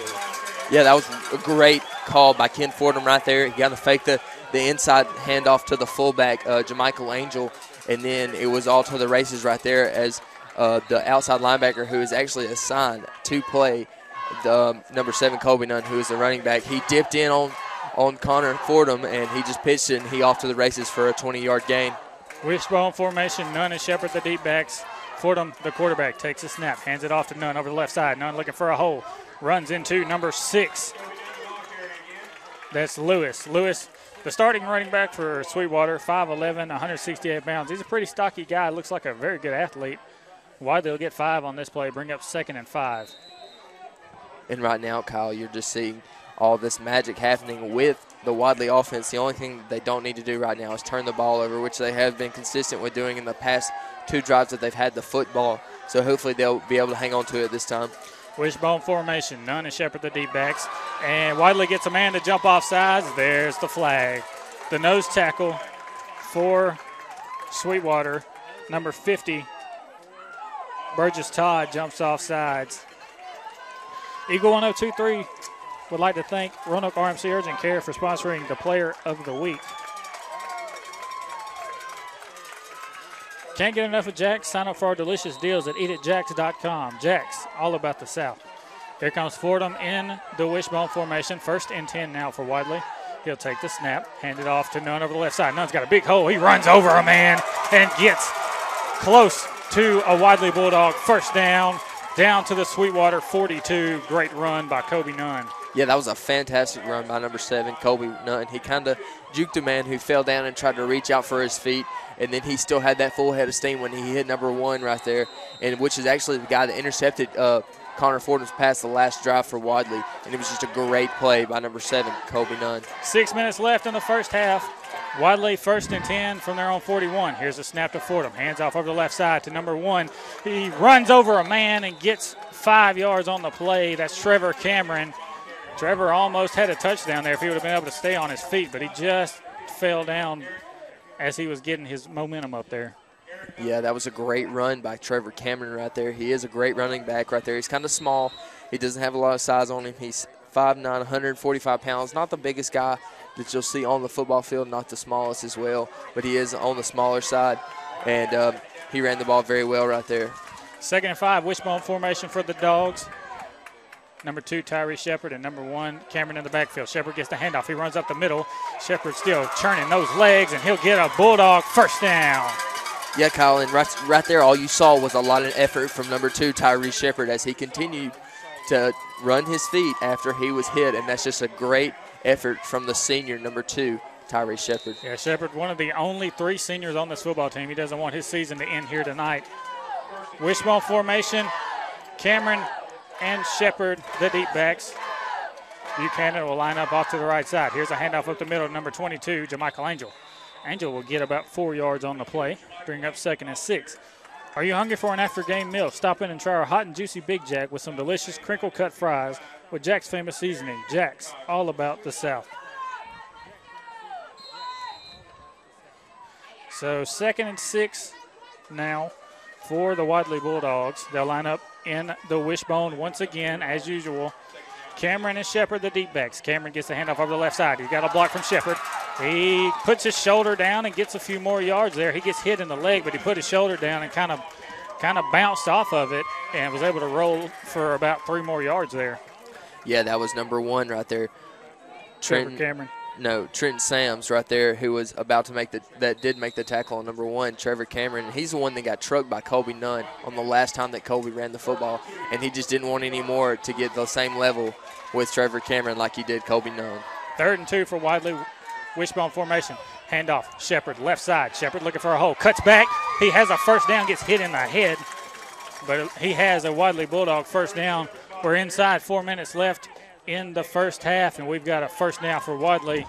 Wadley in Sweetwater's red zone down to the 15-yard line, a drive that started on their own 6 all the way down to a Sweetwater 15 right now. Yeah, and that's exactly what they need right now is a little boost of confidence for the offense for the Wadley Bulldogs so they can get a touchdown and go into halftime up by 7 points. Wishbone formation. Fordham takes a snap. He'll hand it off up the middle to JaMichael Angel. Angel gets stuffed at the line of scrimmage. He'll pick up 2 on the play, but he gets stuffed. Now it's 2nd and 8. Good sportsmanship is a top priority for the AHSAA and our member schools. While you enjoy this outstanding event, please give all student athletes your positive support and encouragement. Booing, taunting, and derogatory remarks directed at opponents or contest officials are unsportsmanlike and unacceptable. 2nd and 8, wishbone formation, Nunn and Shepard, the deep backs. Here's the snap. Hand off to Shepard over the right side. Shepard cuts back, looking for more yardage. He's turning those legs. Man, Shepard's playing with a lot of heart tonight. He gets close to the sticks. He gets close to a first down. He might be about 3 yards short. 3rd and 3. 3 minutes left in the first half. Also, we'd like to note, Wadley won the toss and decided to defer, so if they score here, they get the ball first to start the second half. Yeah, Colin, that's exactly what I talked about when we gave the ball to them first, so now we're going to be able to receive it after we're scoring a touchdown right before we go into halftime. And here goes Fordham. He tosses it to Shepard over the right side. Shepard has a Bulldog first down. He dives for the end zone. Touchdown, Bulldogs! Shepard dove for the end zone and got in for a Wadley touchdown. And right there, Kyle, he was being drugged down by the cornerback for Sweetwater, but he was able to continue to turn his legs, like you said, and put his hand down, and he ended up getting an extra leap to dive into the end zone for a Wadley touchdown. Wadley lining up in the water bucket formation here. Angel on the far left side. Elijah Beverly would be the one to attempt the PAT, and they're going to line up for that PAT. Elijah setting up to kick. Got 10 seconds left on the play clock. Connor Fordham will hold. Here's the snap. The kick is up, and it is good. So with 2:36 left in the first half, Wadley 7, Sweetwater 0. We'll take a 1-minute break. You're listening to the Eagle Sports Network.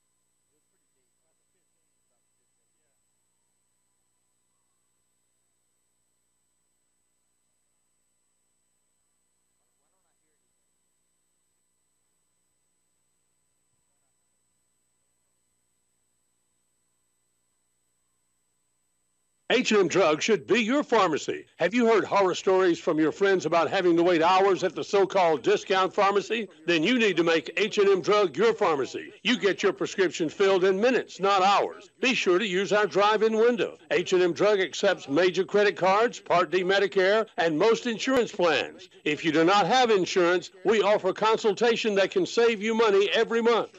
Make H&M Drug your pharmacy. We can save you money. You're listening to Area High School Football on WELR 102.3 FM, Roanoke LaGrange. The kickoff from Beverly goes to Lewis. Lewis looking for running room. He runs into Carry-On Birdsong, who takes him down at the 25-yard line. Good play right there from Birdsong. She takes him down deep in Sweetwater territory. This will be Sweetwater's worst field position of the night, as they're on their own 25 now. Wadley gets on the board and strikes first here. Wadley 7, Sweetwater 0. There's 2:27 left in the first half. And Wadley gets the ball to start the second half. So Bulldogs looking for a stop against the Sweetwater Bulldogs. Yeah, Colin, that's what they need right now. If they want to make sure they go into halftime, is to get 3 and out and just make sure they go into halftime without a score. There's a handoff up the middle to number 23. He'll have a Sweetwater Bulldog first down. That's Jalen Johnson. Johnson all the way up to the Bulldog 42. Just a simple fullback dive up the middle, and he got a lot of yards on that play. Yeah, I do agree, Kyle. He got about 13 yards on that gain right there, and that's just rough running by him and great blocking by his offensive line. With 2 minutes and 16 seconds left to go in the second quarter, they need to get a stop. The Wadley Bulldogs need to get a stop right now. Offset wing T once again. Here's a snap, handoff up the middle. Same play as last time. This one stopped. Number 61, Chaz Harmon, stops him at defensive tackle on the play. Quick update, Randolph County 17, Sylvania 0, 7 minutes left in second quarter. Proud of Randolph County. They're showing out tonight. It's good to see. Last we had Hanley 10, UMS 7. Actually, score update, UMS 14, Hanley 10. That's in the second quarter as well. Offset wing T here. Here's the snap, handoff to number 6 in the backfield. He makes a cut to the left side, gets by one man, gets by two, gets by Buchanan. Dalton Brown finally takes him out of bounds, but he's in Wadley territory all the way down to the 28-yard line. 1:28 left in the first half. Wadley trying to hold Sweetwater. They got 1:28 to do it. I don't know what sparked a fire under the Sweetwater offense, but they've been running all over this Wadley defense since they started this drive. And here comes Sweetwater in an offset I formation. Here's the snap. Quarterback dropping back to pass. He throws it to number 11. It's up in the air, and it is tipped away by Dalton Brown. Brown almost with the interception on that play. Great defense. Yeah, that was great defense by Dalton Brown right there, and it was also a great stop by Dalton Brown on that run on the far side of the field. So he's the savior for Wadley's defense right now as his second down and 10. It was a great play by number 11 right there. Second and 10 now for Sweetwater. 1 minute, 22 seconds left. Wadley 7, Sweetwater 0. Number 9, Smith lining up, offset I formation. Number 6, Lewis, the deep back. Here's the snap. They'll hand it off to Lewis up the middle. Lewis has a hole, and Lewis is in the end zone. Touchdown, Bulldogs. Sweetwater Bulldogs, that is. Lewis just a fullback dive up the middle, and he had all day to run the ball. He had all kind of running room on that play. So now with 1:15 left in the second quarter, Sweetwater lining up for the PAT. Number 9, Smith to kick. Number 2, Broussard to hold. The kick is up, and it is good. So with 1:15 left in the first half, we're tied at 7 here at Curtis Lynch. We'll take a 1-minute break. You're listening to the Eagle Sports Network. At First State Bank, we believe that the final score of tonight's game will likely fade from memories as the years pass on by. But the lessons learned as a high school football player will serve each player for a lifetime. Lessons of hard work, discipline, teamwork, and planning will help form the future of each participant. That's why we're proud to support area student athletes on the fields and courts and in the classroom. First State Bank, member FDIC, and an equal housing lender in Lineville, Wadley, and Ashland.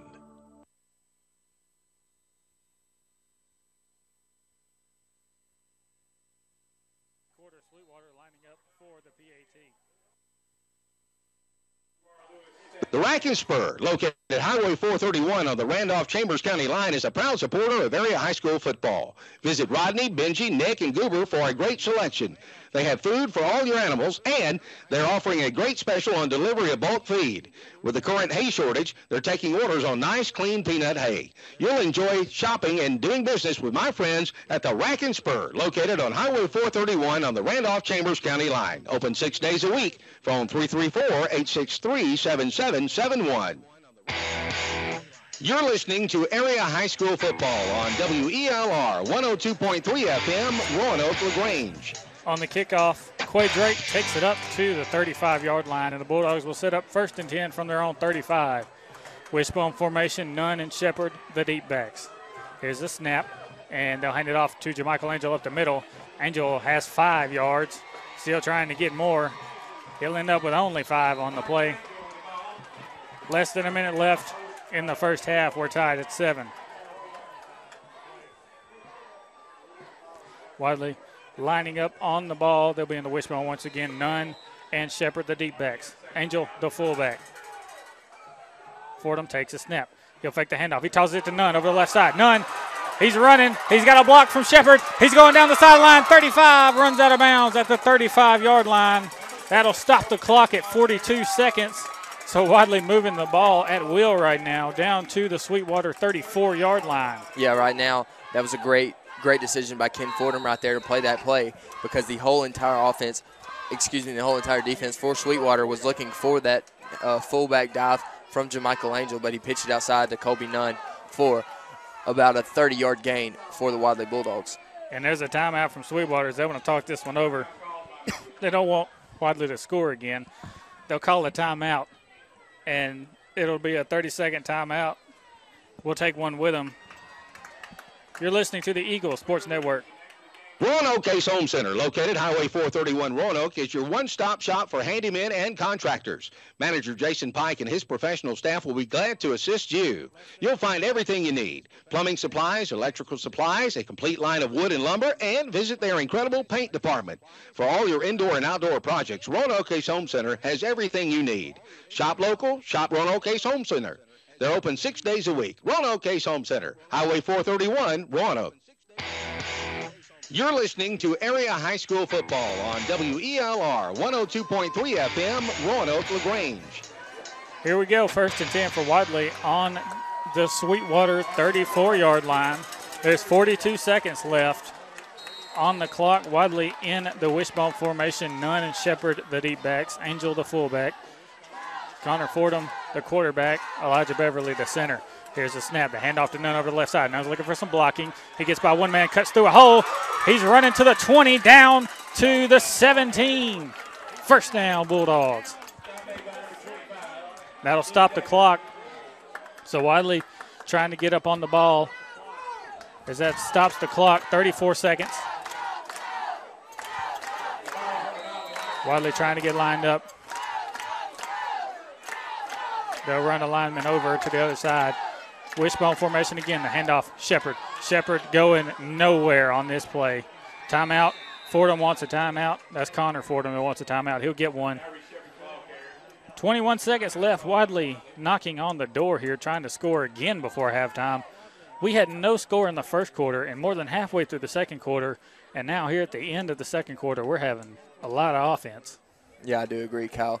The Sweetwater offense did jump up with a boom. I don't know what lit a fire under their their bulldog tail, but you know they jumped down the field from the Wadley 25-yard line all the way, the Sweetwater 25-yard line all the way down for a touchdown with about 2 minutes left, and they only burned about 2 minutes of it. They had about 3 minutes left and only burned about 2 minutes of it. So, you know, both teams are fighting. It's going to be a defensive ball game all night, and that's what's going to make the difference is whose defense is going to bust heads harder. And it looks like right now, from the first quarter, Wadley's defense actually had more shutouts than Sweetwater's defense. Wadley's had more turnovers on offense. So we'll just have to see how this game turns out. So here come the Wadley Bulldogs lining up in a wing T formation. Quay Drake and Wesley Caldwell lined up as receivers. They'll bring Nunn in motion. They're going to toss it back to Nunn. Nunn looking to the end zone to Quay Drake. He throws it up, and it is incomplete in the end zone. Quay Drake almost had it. They say it's incomplete in the end zone. That was the play I was looking for. It just didn't work. Yeah, right there. Number 7, Colby Nunn, is the former quarterback. Well, he played quarterback for Wadley last year. So, you know, I wasn't, expecting anything but that, a little bit of trickery right there, knowing that he does have a cannon of an arm and he can throw the football. It was just a little bit too far for it to be caught in the end zone. I don't think it was too far. He just didn't come down with it. He had his hands on it. He just couldn't come down with it, and that was real close. A good throw from Nunn there. Oh, yeah, it was a great throw. Going to have a timeout for Wadley. Quick score update from Hanley. Hanley 17, UMS 14. That one's going to go down to the wire, folks. Yeah, I do agree, Kyle. And the score at Randolph County is still the same, 17-0. I'm sure they're at halftime now because the last time I did get a update was 15 minutes ago with 7 minutes left to go in the second quarter. So I'm sure they're at halftime right now. If not, they're extremely close. So good job to the Randolph County Tigers as they're taking care of business against the Sylvania Rams.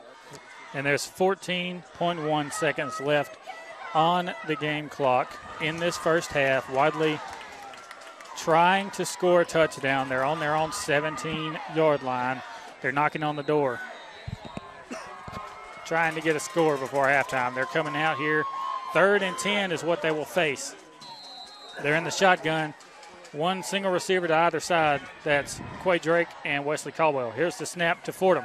Fordham dropping back to pass, looking over the middle, throws it over the right side and just kind of throws it out of bounds.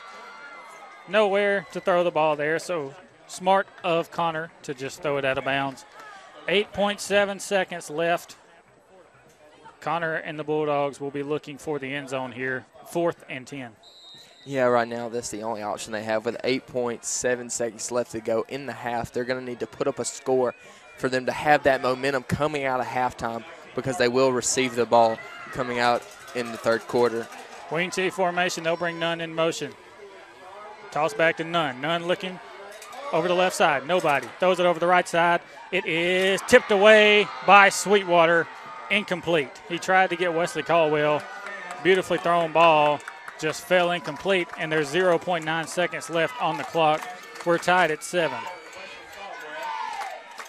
Yeah, I'm curious to what Sweetwater's going to try and do here. They're going to try and throw the ball down the field, or they're just going to take the knee and go into halftime with a tie ball game. And Sweetwater lining up in a kneel position. They're just going to take a knee and take it to halftime unless they try to fake it here. They're one man short. They'll bring him out to protect the quarterback. And here's the snap and the knee. And that is it for the first half. Wadley 7, Sweetwater 7. At the end of the first half, we've got a barn burner here at Curtis Lynch, as we figured we would. We're going to take a 2-minute break, and we'll get back with you. You're listening to the Eagle Sports Network. Let's take a second and picture our dream home. The fence along the drive, the siding, the windows, a 2-car garage you pull into, the porch you walk up on, and now we're inside. Look at those beautiful floors and that fireplace. That's pretty easy, right? Well, just as we built a home in our mind, Russell Do-It Center can bring that dream to life from A to Z. Russell Do-It Center offers full contractor service. They can read those house plans and everything in between to get you in the home you've dreamed of. Call Larry Driver today at 334-863-5330. That's 863-5330. And let Russell Do-It Center do it for you. Trailer Retirement Community, a community consisting of over 55 years of experience in senior services. A community with a nursing home rated as one of the best in 2014 in Alabama by U.S. News and World Report. The Inn at TRC, East Alabama and West Georgia's premier rehab center, offering rehabilitation care, post-hospital care, and transitional care. TRC's Williamsburg Manor 1 and 2, providing assisted living and memory care. And Williamsburg Garden Apartments, providing independent living. Visit Trailer Retirement Community today or call 334-863-3500. Trailer Retirement Community, a community of caring. What if we told you that in 2 years or even less, you can be working in one of 8 high-demand technical fields, making great wages, buying new wheels, finding a home, vacationing, and providing a great future for your family? Now, what if we told you that you can get this training right here at Southern Union in day or evening classes? Call 334-745-6437, extension 5316 to find out more. Classes start soon, so call today. Career training pays off fast. $200,000 and I bet them at 225. You get them at 225. You able to buy them at 225? I'm Ron Young with Southern Auction Solutions. The auction method is the best way to obtain top dollar quickly for your assets. Contact us today and let us turn your assets into cash. 23 Main Street, Wadley, 256-357-9600. SouthernAuctionSolutions.com. SouthernAuctionSolutions.com. Also find us on Facebook. Sold them to you. You're listening to Area High School Football on WELR 102.3 FM, Roanoke, LaGrange. James 7. Welcome back to Curtis Lynch Memorial Field. We're here at halftime. Your score at halftime, Wadley 7, Sweetwater 7. We've got a barn burner here cooking in Curtis Lynch Memorial Field. And Levi, how did we get here?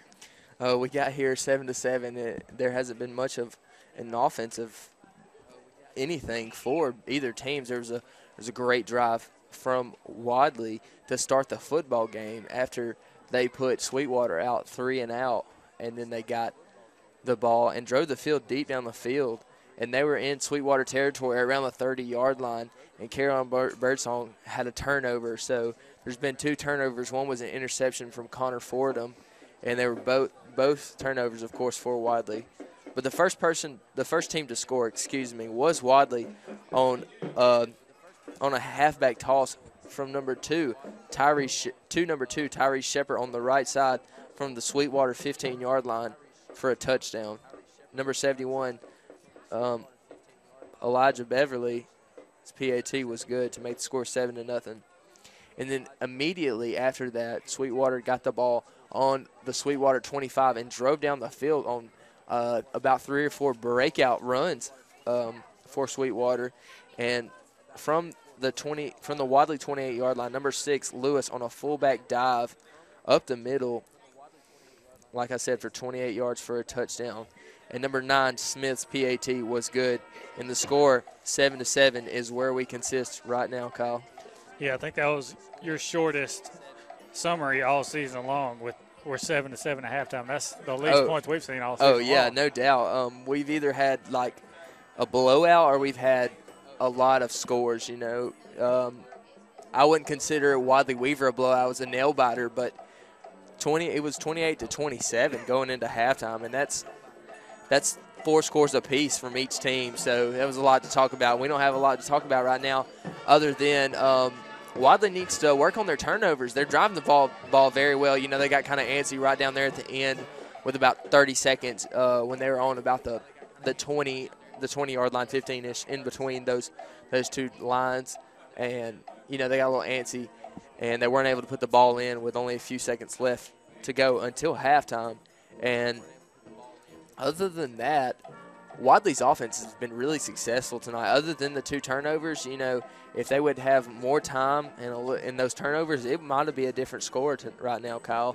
The defense for Wadley is doing fantastic, only allowing Sweetwater to score 1 time to make the score 7-7. The only time they did score was on some breakout runs. And, you know, when you're the defense and you've been out on the field for almost 2 entire quarters, you know, you get kind of winded. I mean, I know you play Ironman football, but when you're playing defense, there's a difference between chasing after somebody and being chased. And I feel like that wore a toll on the Wadley Bulldogs defense. And for Sweetwater, a lot of things are going good for them right now. Their offense is, doing pretty sound.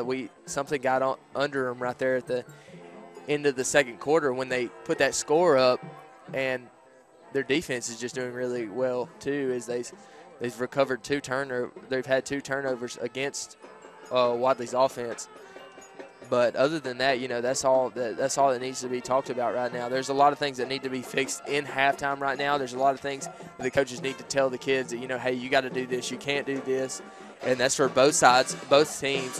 And right now I'm biting my nails literally, Kyle. I'm over here having to turn my mic down just to bite my nails because it's so close to the football game. It's a lot closer than I want it to be, of course, because I'm going for the Wadley Bulldogs. I've always thought they would do well against Sweetwater tonight.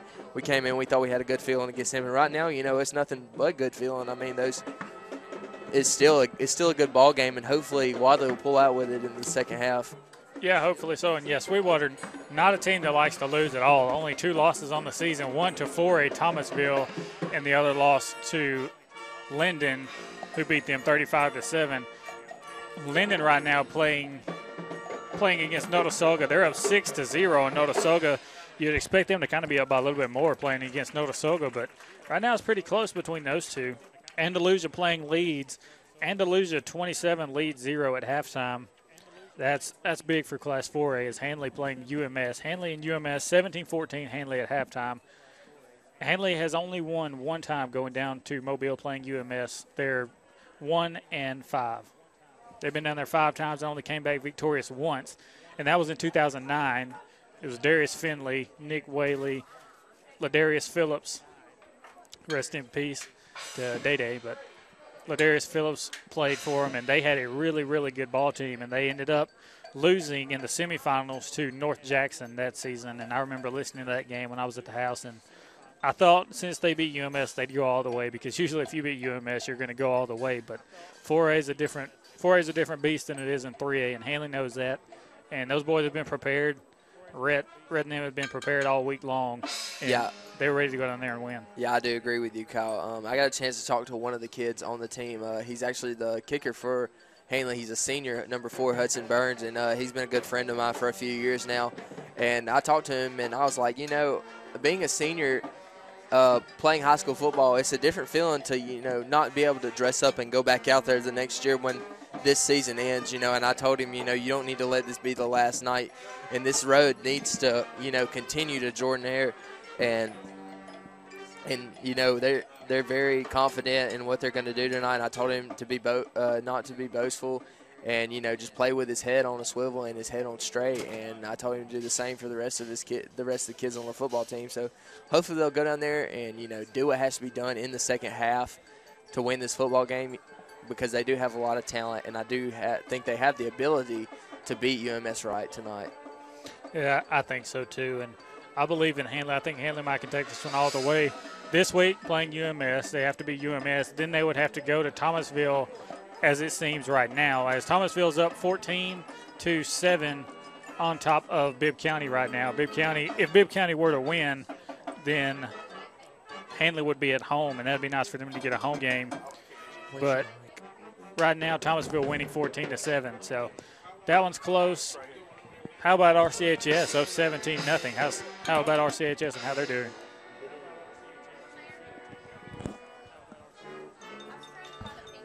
We're going to take a 2-minute break here. You're listening to the Eagle Sports Network. You've heard it said, it's all about you. Well, Bank of Wedowie's new unique checking account is truly all about you. There's no monthly minimum balance service charge. You choose your rewards, either cash back on debit card purchases or higher interest on your balance. Plus, you enjoy ATM fee refunds. Qualifying is simple. Come by Bank of Wedowee today for complete details. Bank of Wedowie's unique checking puts money back in your pocket.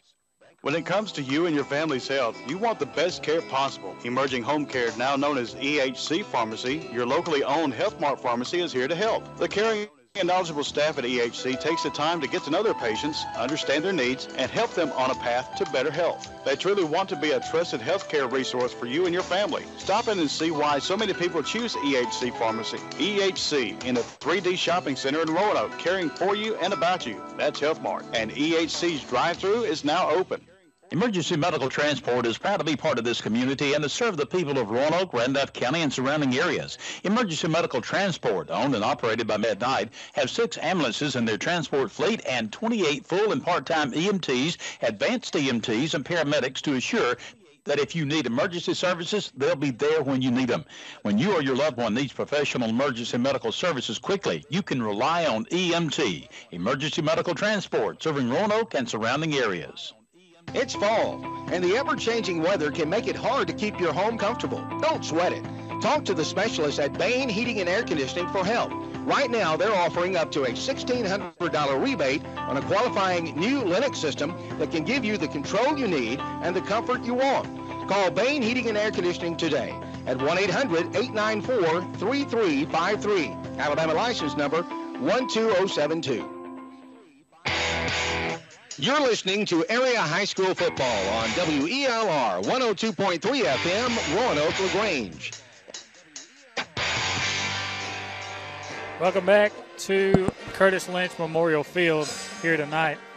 We're joined here at the halftime show by our friend Eric Velasquez, who's on the sideline. Eric, what's it looking like down there? I know it's very, very high up here. How's it sounding down there? Hey, Kyle, wow. Yeah, you can tell this game is up in there because, I mean, everybody's just tense, and you have a great representation of Wadley's community, and you got the Sweetwater community over there. The numbers tonight are just amazing. You have everybody around this little horseshoe. And, yeah, they're just out there, screaming their little hearts out, the cowbells and everything. And then, let me get a shout-out to the first ever Wadley pet band over there. We hear you over here. Yeah, the pet band over there by the student section. Student section run by Trent Meggs. He's been helping me with the Wadley scores all year long, doing a good job. But listen to Sweetwater's band here at halftime. Sweetwater 3.5 hours away, and they have absolutely packed the stands on the away side. I mean, there's not really an empty seat on the away side. Right now there's a few empty seats because it's halftime and people are hungry and getting food. But other than that, during the game, there is only standing room only on Sweetwater's side. That's commitment, man. 3 hour ride to, Wadley, Alabama. That's commitment if I've ever seen it. Yeah, I talked to some guys that came from Sweetwater. They said, I thought we'd never find this place. And that's what people say about Sweetwater when they come to our place. I don't think they'll ever find us. But they actually find us. As a freshman, I traveled down to Sweetwater with Hanley. And we went down there, and it was a hard-fought game. Hanley was at 3A. Sweetwater was at where they're at right now, the powerhouse that they are. We traveled down there in charter buses. We got the hookup. And hard-fought game, all the way to the end. Hanley ended up coming out victorious. Then the next year they came to us, and we beat them, at right field. So good memories with Sweetwater up here. Yeah, and they play Thomasville every year, which is a 4A school like Hanley was back in the day. Well, Hanley is now. And they used to play Hanley all the time. Now it's Thomasville. They play every single season. They only lost to Thomasville 28-24. So they held their own against a 4A school, and they're a really good football team and always have been.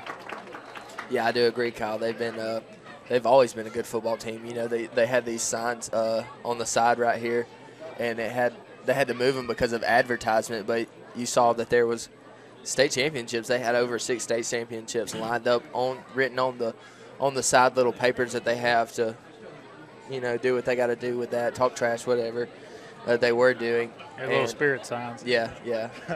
You could say that. Yeah. But I think that this is a great football program. Sweetwater has been a great football program for a long, long time. And, win or lose tonight, that doesn't make them not a great football program. And I hope, continuously the best of luck to them after tonight, after they lose to Wadley is what I'm hoping. But the best of luck to them in their football program.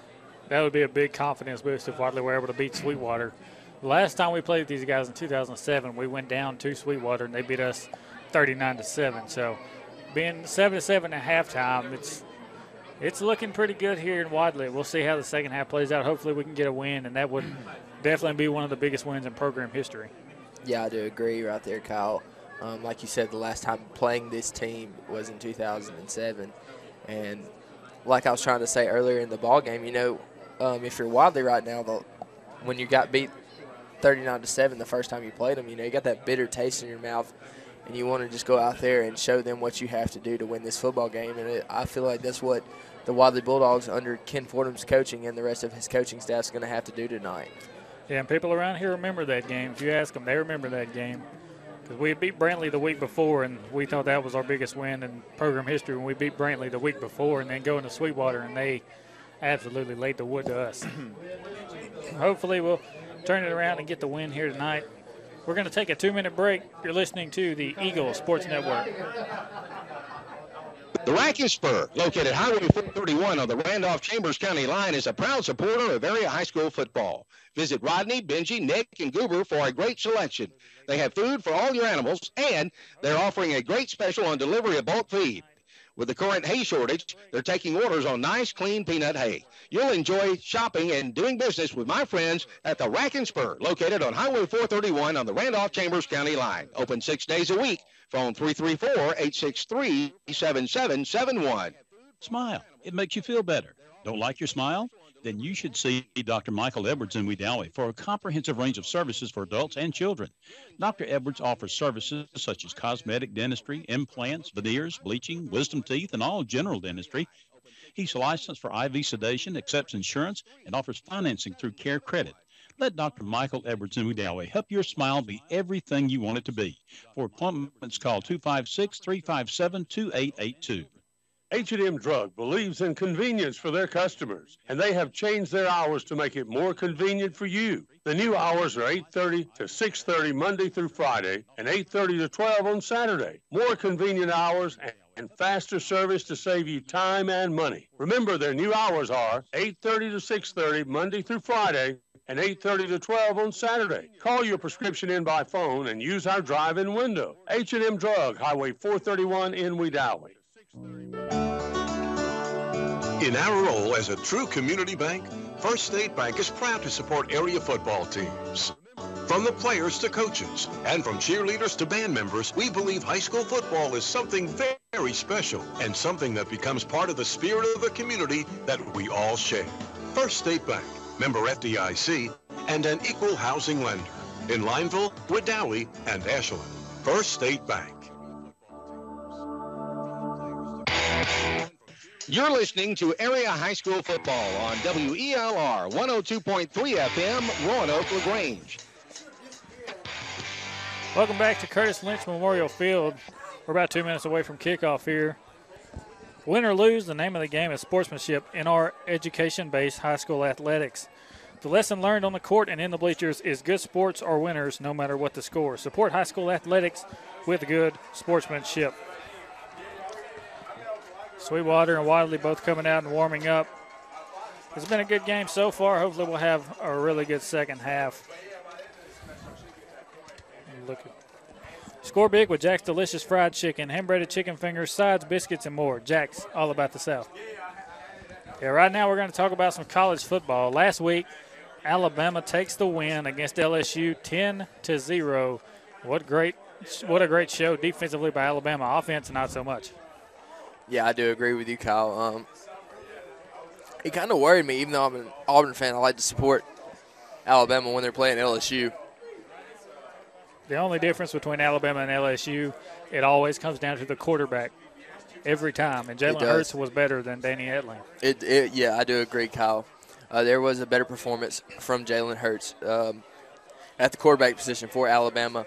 And quick, flip, still to Alabama, not talking about quarterback. Let's talk about somebody from this county, Bradley Bozeman. Kyle, why don't you fill us in a little bit on that? Bradley Bozeman, who was redshirted his first year at the University of Alabama, was actually told he was going to be black-shirted because he tore his ACL in Handley his senior year. Instead of taking the black shirt, he ended up only taking a red shirt, and he has worked hard all his whole career. He's worked hard getting ready to try to play for the Alabama Crimson Tide, and he has come on at center this year, and he has done a fantastic job at center. And right now he is ranked by the pros. He's ranked one of the top players in the nation he's number 8 on Mel Kiper's Yes, big that is draft correct, board at yes. center. So he's doing a tremendous job for the Alabama Crimson Tide and his hometown Handley Tigers. As he was at the Handley game the week they had a bye week, 2 weeks ago, he was at the Handley game and kind of got interviewed and everybody talked to him and he came back home, but he's doing a tremendous job. And what do you think about Cameron Petway? I think that, well, I hope that he's not hurt, because if you didn't see from the final drive from Auburn's offense, he broke out from about the Auburn 35-yard line and was gone. And it looked like he caught a cramp, and he just kind of It looked like he blew a tire is what it looked like. It did look like that, Kyle. He just kind of like flinched up and like kind of fell down. But I was looking online the other day, and he actually pulled a muscle in his hamstring. So hopefully that is okay. But other than that, Cameron Petway is a man. He knows how to take care of a football. And he is running it like a freaking freight train. Yeah, and Petway has been doing fantastic running the ball this year. And I hated to see him get hurt because he's fun to watch run. It's a guy, he's an old school runner. He's one of the Bo Jackson types that he just likes to hit you in the mouth. He's not trying to be Kerryon Johnson who's juking and spinning like Tyree Shepard here does. He's a guy that's going to hit you in the mouth and make you like it. Yeah. He's going to run you over all game long, and when he knocks you on the ground, he's the kind of guy that kind of look at you and be like, this is going to be all day long. I hope you get used to it. Yeah, I do agree with you, Kyle. I like his style. I do like his style. He's the kind of kid that's looking to hit somebody, like you said.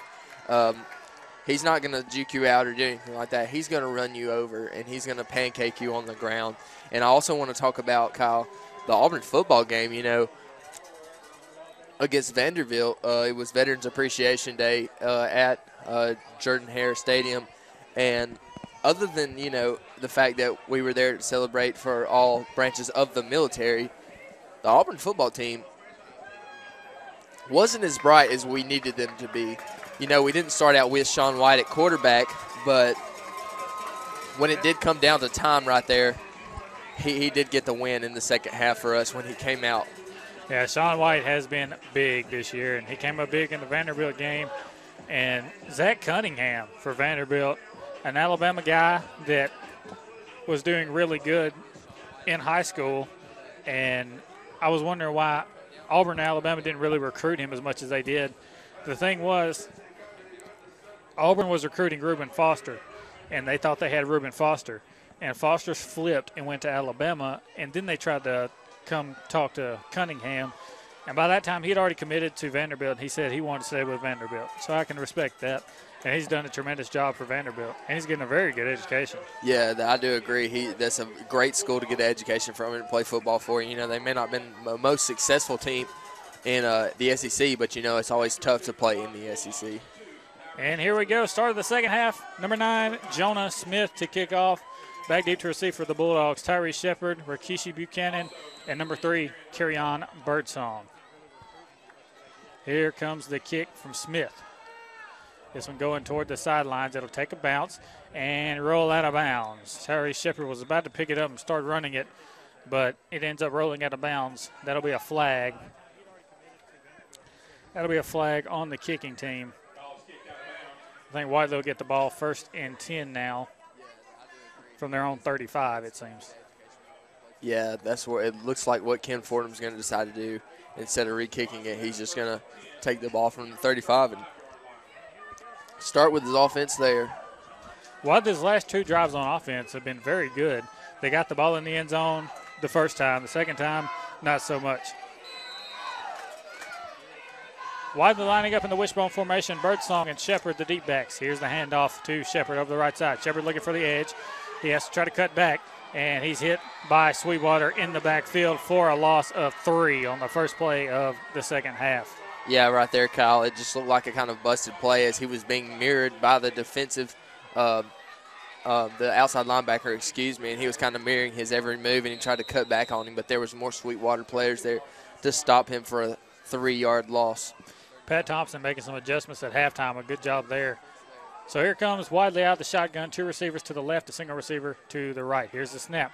They're going to throw it to Quay Drake, and this one falls incomplete. Drake was covered on the play by number 3 there. He was they were both fighting right there near the line of scrimmage, but no flag.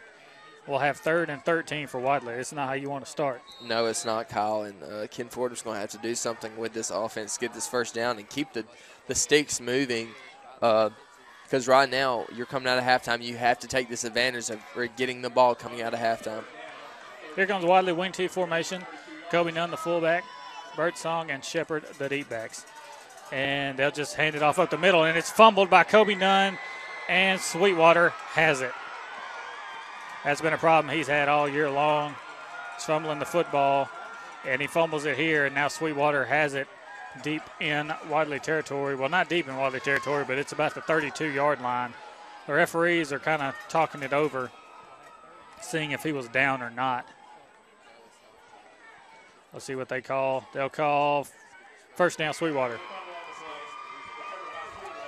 So Wadley went from getting the ball first at the start of the second half to handing the ball over to Sweetwater in Wadley territory at the 33. Yeah, and this is something that you don't need to do. It's the 3rd turnover for Wadley tonight, and they've only had 4 possessions on offense. So it's not looking too bright for the Wadley offense right now. So here comes Sweetwater lining up in an offset formation here. They'll hand it off up the middle. They'll get a good gain. Well, they'll get a little bit of a gain, about 2 on the play, bring up 2nd and 8. Wadley's defense has to be tough here, has to stand strong.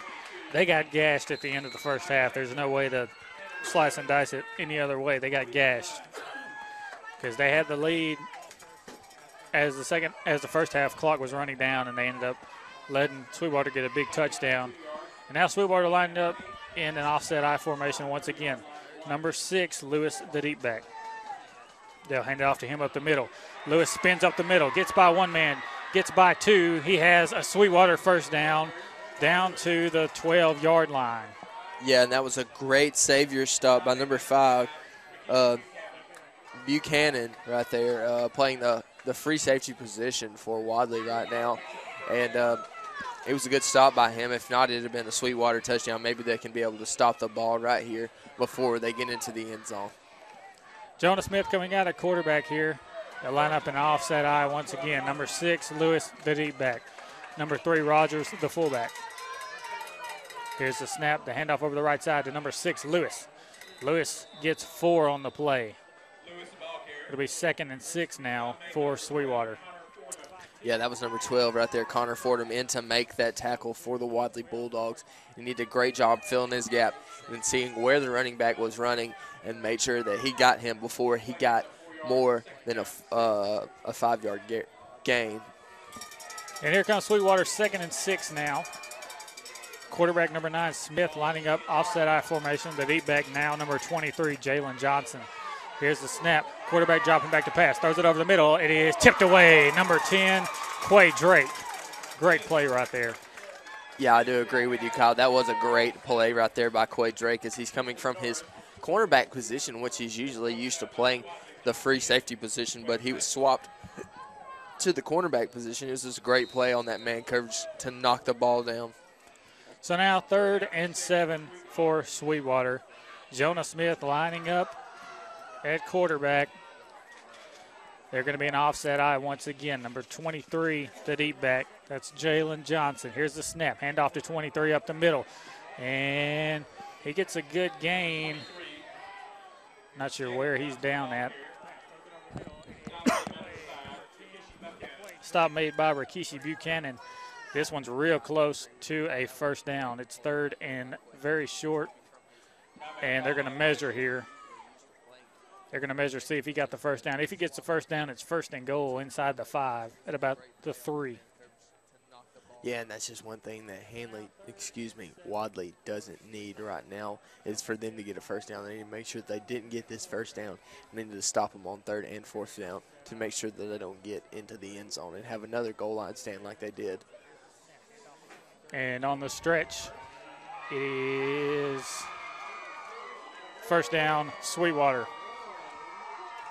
1st and goal, Sweetwater from the 3-yard line.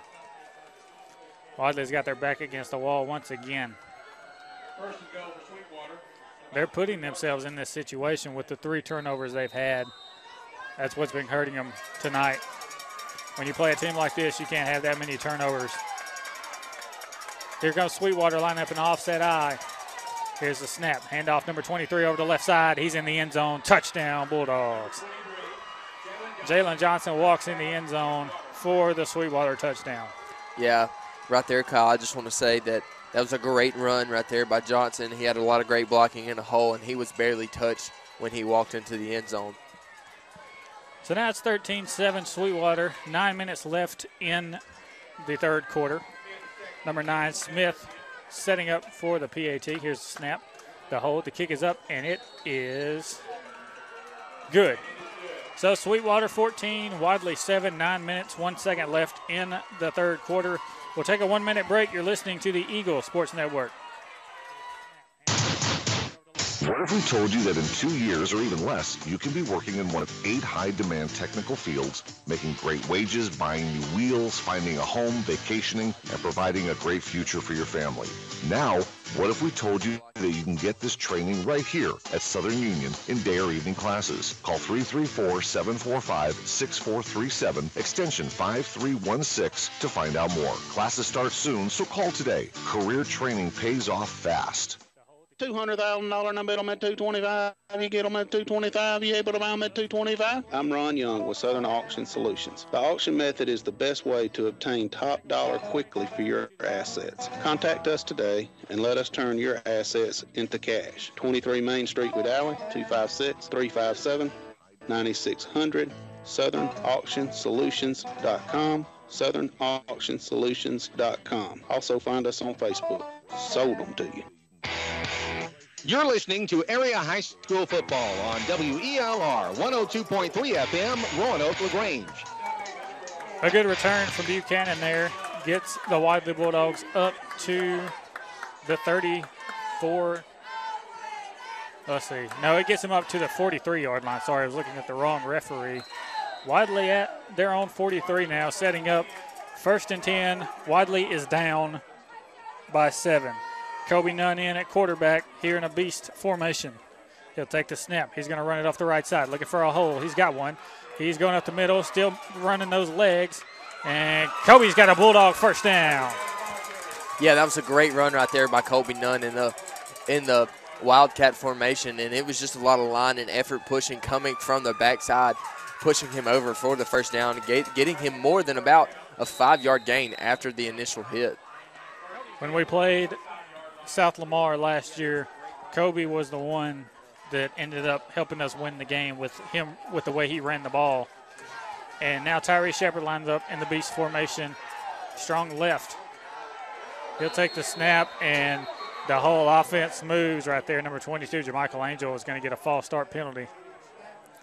Yeah, that wasn't a good move right there by number 22 and number 3. They were both moving at the same time when the flag was thrown, so they just need to sit still, calm down, and just let the play, take care of itself and don't get ahead of yourself. Yeah, Kobe Noah went in at quarterback.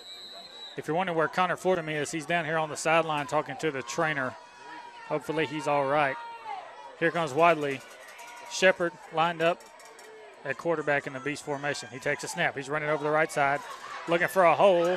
He gets one. He's cut to the 40, 35, 30, cuts back. He's down to the 23-yard line. First down, Wadley. And as you call it, Kyle, this beast formation, it's doing a lot of good things for Wadley right now as they have gained 2 first downs and more than about 40 yards since they've started running this beast formation. But you said number 12, Connor Fordham's down there talking to the trainer. I hope he's okay. He's a great athlete, and hopefully we'll see some more of him tonight because he is a key factor to this offense. The trainer is taking his helmet, and he has his helmet in his hands. He's going through concussion protocol, it appears.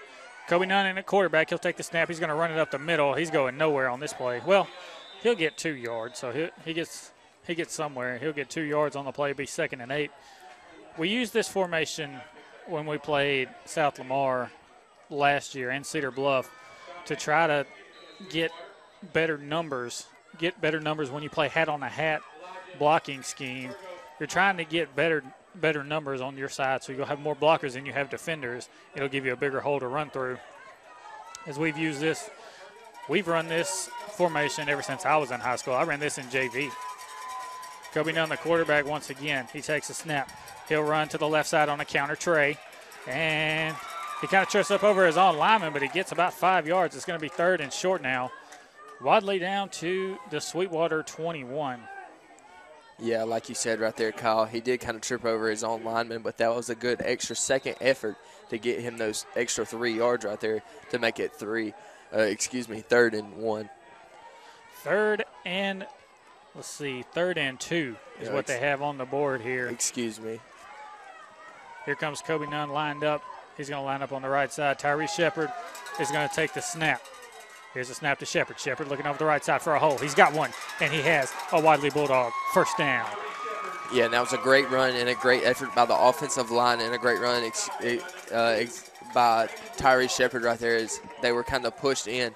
And he actually got inside the 10-yard line, so that's something that the Wadley offense needs right now to get in the end zone. 1st and goal, Wadley Bulldogs at the Sweetwater 9. Wadley down 14-7, 6 minutes left in the 3rd quarter. Kobe Nunn lines up here beside JaMichael Angel. Angel's going to take the handoff. He's going to run it up the middle. He runs through about 2 guys. He'll get down to the 5-yard line, maybe to the 4. Now it's 2nd and goal from about the 5. Good run right there from Angel. Yeah, that was a great run by him. And, you know, you're seeing these kids that are in the beast formation, as you call it, Kyle. They're running with a lot of heart right now. They're just running. They're not tucking their head like they're not supposed to, but they're down there and they're lowering their shoulder and they're protecting that football like they're coached to do, and they're getting a lot of yards. Kobe Nunn lining up in the quarterback formation here in this beast mode. He takes a snap. He's looking over the right side. He's just going to try to take it up the middle, and he's met by the big quarterback, number 9, Jonah Smith, 6'2", 188 pounds, meets him at the line of scrimmage. And now it's going to be 3rd and goal from the 4-yard line. You gotta break free. If you're the Wadley Bulldogs, you have to get in the end zone on this drive. You're down 14-7 with 5 minutes left in the 3rd quarter. You need to get in the end zone. Connor Fordham still on the sideline. The trainer has his helmet, so he may have a concussion. I'm not sure if he's going to be coming back. Tyree Shepard lining up. Shepard has been the best back all night. He gets the snap. He's looking over the left side. Good block from Angel. Good block from Wesley Caldwell. He's looking to the edge. He's got it. Touchdown, Bulldogs! Tyree Shepard over the left side for his 2nd touchdown of the ball game. Yeah, that was a great run right there by number 2, Tyree Shepard, as it looked like it was designed to go right off of the left tackle right there, but that gap was filled. So he decided to make his own number, and he made it into the end zone for the Wadley touchdown. Wonderful blocking from the whole offensive line, as well as JaMichael Angel and Wesley Caldwell. Wesley Caldwell, the receiver on the far sideline, blocked his guy back into the line of scrimmage. Here's the snap, the hold, and the kick. This kick is beautiful, and it is good. So we're tied 14-14 with 4:43 left in the 3rd quarter, and there's life on this Wadley sideline. We'll take a 1-minute break. You're listening to the Eagle Sports Network. Roanoke Ace Home Center, located Highway 431 Roanoke, is your one-stop shop for handymen and contractors. Manager Jason Pike and his professional staff will be glad to assist you. You'll find everything you need: plumbing supplies, electrical supplies, a complete line of wood and lumber, and visit their incredible paint department. For all your indoor and outdoor projects, Roanoke Ace Home Center has everything you need. Shop local, shop Roanoke Ace Home Center. They're open 6 days a week. Roanoke Ace Home Center, Highway 431, Roanoke. We got a jacks and football kind of romance, baby, that's you and me.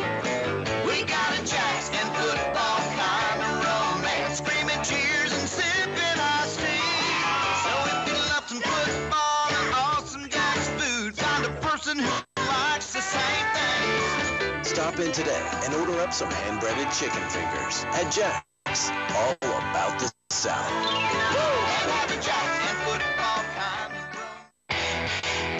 You're listening to Area High School Football on WELR 102.3 FM, Roanoke LaGrange.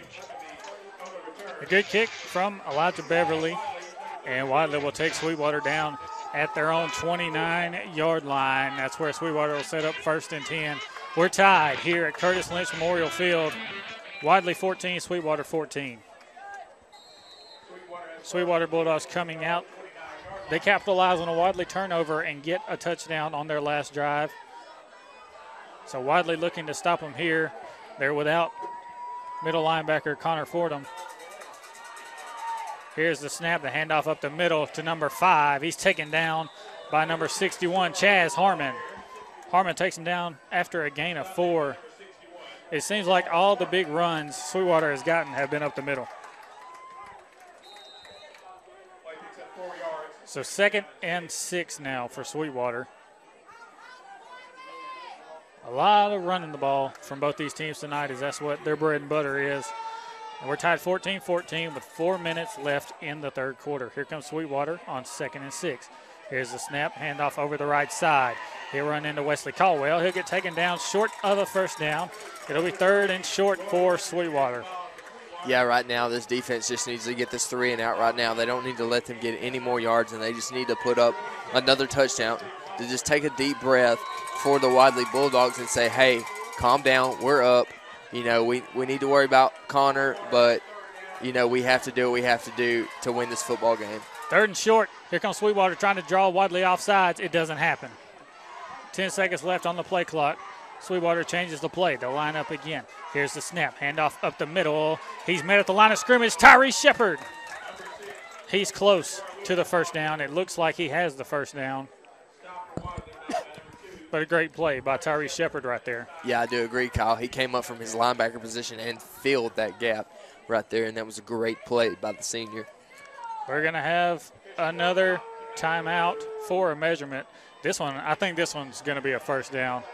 I think he's far enough for a first down on this one. They're going to measure it, but it looks like he has a first down. Yeah, it does to me as well, Kyle. May just be a pull in the line, but it's probably a first down, as everyone tonight has been a first down. Yeah, and we had an update from RCHS. Levi, what was that score? 24-8 with 8 minutes to go in the third quarter. So 24-8, Randolph County getting the job done over at Ron Waters Field, getting the job done this week. And I figured they would. I picked them to win, and that's what's going on right now for them. So Sweetwater gets the first down as we thought. They're lining up here first down. Here's the handoff up the middle, and this one is going nowhere. He'll get a short gain on the play, but not as much running room as they have been having. Yeah, I do agree, Kyle. I don't know what happened on that play, but that Wadley defense just kind of turned up real quick and stopped them for only a short gain of 1 yard.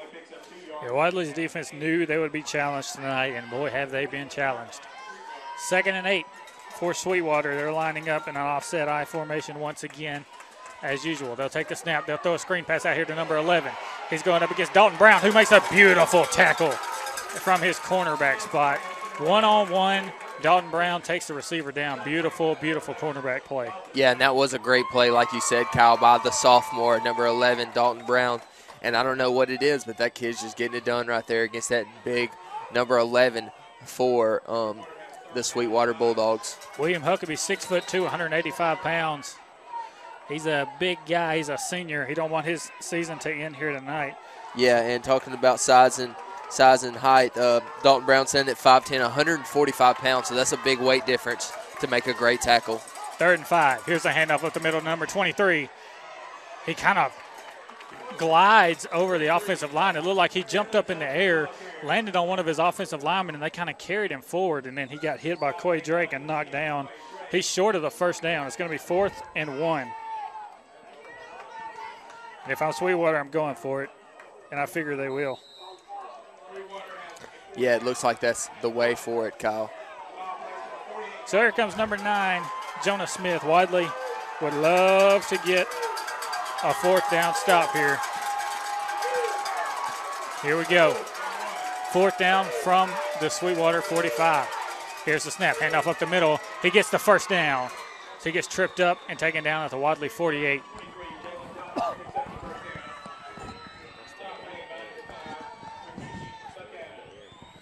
Let's throw it down to Eric real quick for a injury update on Connor Fordham. Eric, what you got down there? Hey, Kyle. I really don't know what to tell you, man. He ran some tests, looked good, but apparently, he had some of the symptoms, and I think he's out. So that's big for Wadley. Here's a handoff up the middle this time. It'll go to number 6, excuse me. He'll get 3 yards. It's 2nd and 7 now for Sweetwater on Wadley's 48-yard line. But that's a big loss, losing Connor Fordham, your starting quarterback and starting middle linebacker for this game. Yeah, Kyle, I do agree. And hopefully, the trainer will decide on something. Whatever's best for him is what they will decide. And I hope that he's okay. And here comes Sweetwater on offense. Here's a handoff up the middle, and he's hit by Tyrese Shepard. He'll get a good gain, and it's going to be third. It's going to be 3rd down and 4 when we come back. This is the end of the third quarter. Wadley 14, Sweetwater 14 at the end of the third quarter. We'll take a 2-minute break. You're listening to the Eagle Sports Network.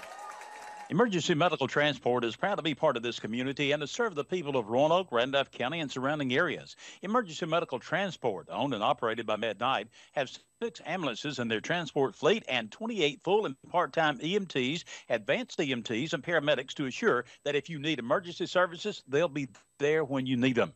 When you or your loved one needs professional emergency medical services quickly, you can rely on EMT, Emergency Medical Transport, serving Roanoke and surrounding areas. You've heard it said, it's all about you. Well, Bank of Wedowie's new unique checking account is truly all about you. There's no monthly minimum balance service charge. You choose your rewards, either cash back on debit card purchases or higher interest on your balance. Plus, you enjoy ATM fee refunds. Qualifying is simple. Come by Bank of Wedowee today for complete details. Bank of Wedowie's unique checking puts money back in your pocket. Trailer Retirement Community, a community consisting of over 55 years of experience in senior services. A community with a nursing home rated as one of the best in 2014 in Alabama by U.S. News and World Report. The Inn at TRC, East Alabama and West Georgia's premier rehab center, offering rehabilitation care, post-hospital care, and transitional care. TRC's Williamsburg Manor 1 and 2, providing assisted living and memory care, and Williamsburg Garden Apartments, providing independent living. Visit Trailer Retirement Community today or call 334-863-3500. Trailer Retirement Community, a community of caring. Let's take a second and picture our dream home. The fence along the drive, the siding, the windows, a 2-car garage you pull into, the porch you walk up on, and now we're inside. Look at those beautiful floors and that fireplace. That's pretty easy, right? Well, just as we built a home in our mind, Russell Do-It Center can bring that dream to life from A to Z. Russell Do-It Center offers full contractor service. They can read those house plans and everything in between to get you in the home you've dreamed of. Call Larry Driver today at 334-863-5330. That's 863-5330. And let Russell Do-It Center do it for you. You're listening to Area High School Football on WELR 102.3 FM, Roanoke, LaGrange. So Sweetwater gets the first down on 3rd down, and then Wadley stops them at the line of scrimmage on 1st down, excuse me. Wadley thought they had gotten the ball, but they did not. All AHSA championship events are made possible by the support of our corporate sponsors, Alabama Power Company, Alpha, Cadence Bank, Coca-Cola, Encore Rehabilitation, Jack's Restaurant, Russell Athletic, Team IP, and Wilson. These fine corporate citizens are worthy of your support. A special thank you to our corporate partners. And on 2nd and 10, Quay Drake comes up from his safety position and lays the wood to the running back, and now it's 3rd and long for Sweetwater. Yeah, and that was a great, boost for the Wadley defense right there. As Quay Drake, like you said, came from his free safety position and just, took care of business at the line of scrimmage for the Wadley Bulldogs. Eagle 102.3 would like to thank State Farm agent Ken Seifert and Roanoke for sponsoring our halftime report. Here comes Sweetwater, 3rd and 9. They're going to want to talk about it. We'll let them. Get your team ready for the big game with Jack's delicious hand-breaded chicken fingers, fried chicken, and sides, biscuits, and more. Feed your whole team. Bus drivers and coaches eat free. Jack's, all about the South. We're going to take a 30-second break. You're listening to the Eagle Sports Network.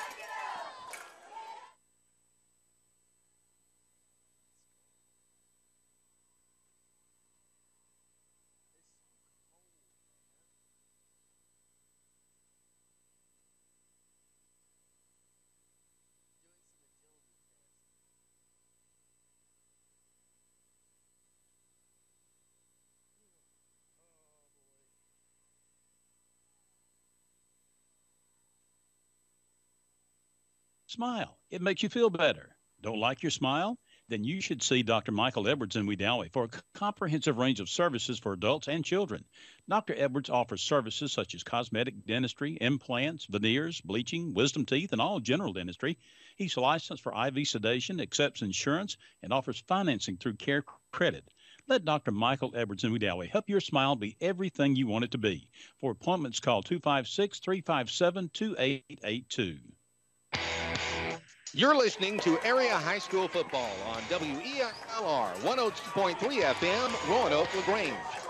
And on third down and long for Sweetwater, number 9, Smith dropped back to pass. He threw it, and it was incomplete. So it's 4th and 9 now for Sweetwater. Let's see what they do here. Wadley defense came up big on that third down play. So they'll line up on 4th down. We're tied at 14. 10 minutes left in the ball game. Yeah, and you're on the 38-yard line, so there's not really an option to punt it unless you're aiming for the pylon. And here's a timeout. Coach Cofield runs down the sideline to get a timeout real quick. He didn't like what he saw from Sweetwater there as they were lined up in the shotgun. So we're just now in the fourth quarter. 9:59 left in this ball game. And we're tied 14-14. What are your thoughts on how this game has gone so far? Well, I like I said at halftime, I'm over here trying to mute my mic so I can bite my nails because I'm moving back and forth. I'm not sitting down in my seat. I'm very anxious about this football game. And that's not just because there's a good ball game. It's pretty cold out here tonight. Oh, yes, it is, Kyle. I do agree. It's pretty cold here tonight in Wadley. And Wadley trying to keep the fire burning, fire lit on offense and defense. It's 4th and 9. But this has been a typical Wadley Bulldog playoff game. I called the playoff games last year on 94.7 as we are on now. I called the South Lamar and Cedar Bluff games, and both of those games went like this. And it was in the end, Cedar Bluff won in the last 4 seconds. And here comes Sweetwater, 4th and 9. They're lining up to punt. Let's look for a fake. Their quarterback is their punter, so Wadley may be looking for a fake here. Number 9, Smith, back deep to punt. He gets it, and he'll get this ball off. And it'll take a hop at the 9. It's going to roll toward the end zone, and it is in the end zone for a touchback. So close, so close. Great effort by Shamar Lewis. He tried to down it inside the 5, but he just couldn't get his hands on it. Yeah, that was the case, as you said, Kyle. It was a really close call for the Wadley Bulldogs. You don't need to start on your own one-yard line. That's just something that you don't need to do for, anything, honestly. So here comes Wadley. They get a stop on defense against Sweetwater. And now they have 1st down and 10 on the 20. They'll line up in the beast mode once again. 20 seconds left in the third quarter. RCHS 31-8. Here's a snap. The snap is low to Angel. Angel picks it up. 31-16, excuse me. Angel picks it up. He's tackled behind the line of scrimmage for a 1-yard loss. So now 2nd and 11. Fordham still on the sidelines. The trainer, he had his helmet for a minute, but the trainer took his helmet back from him. So here comes Kobe Nunn and Taquavian Drake out on offense. 2nd and 11. A low snap there on 1st down. That hurts your yardage.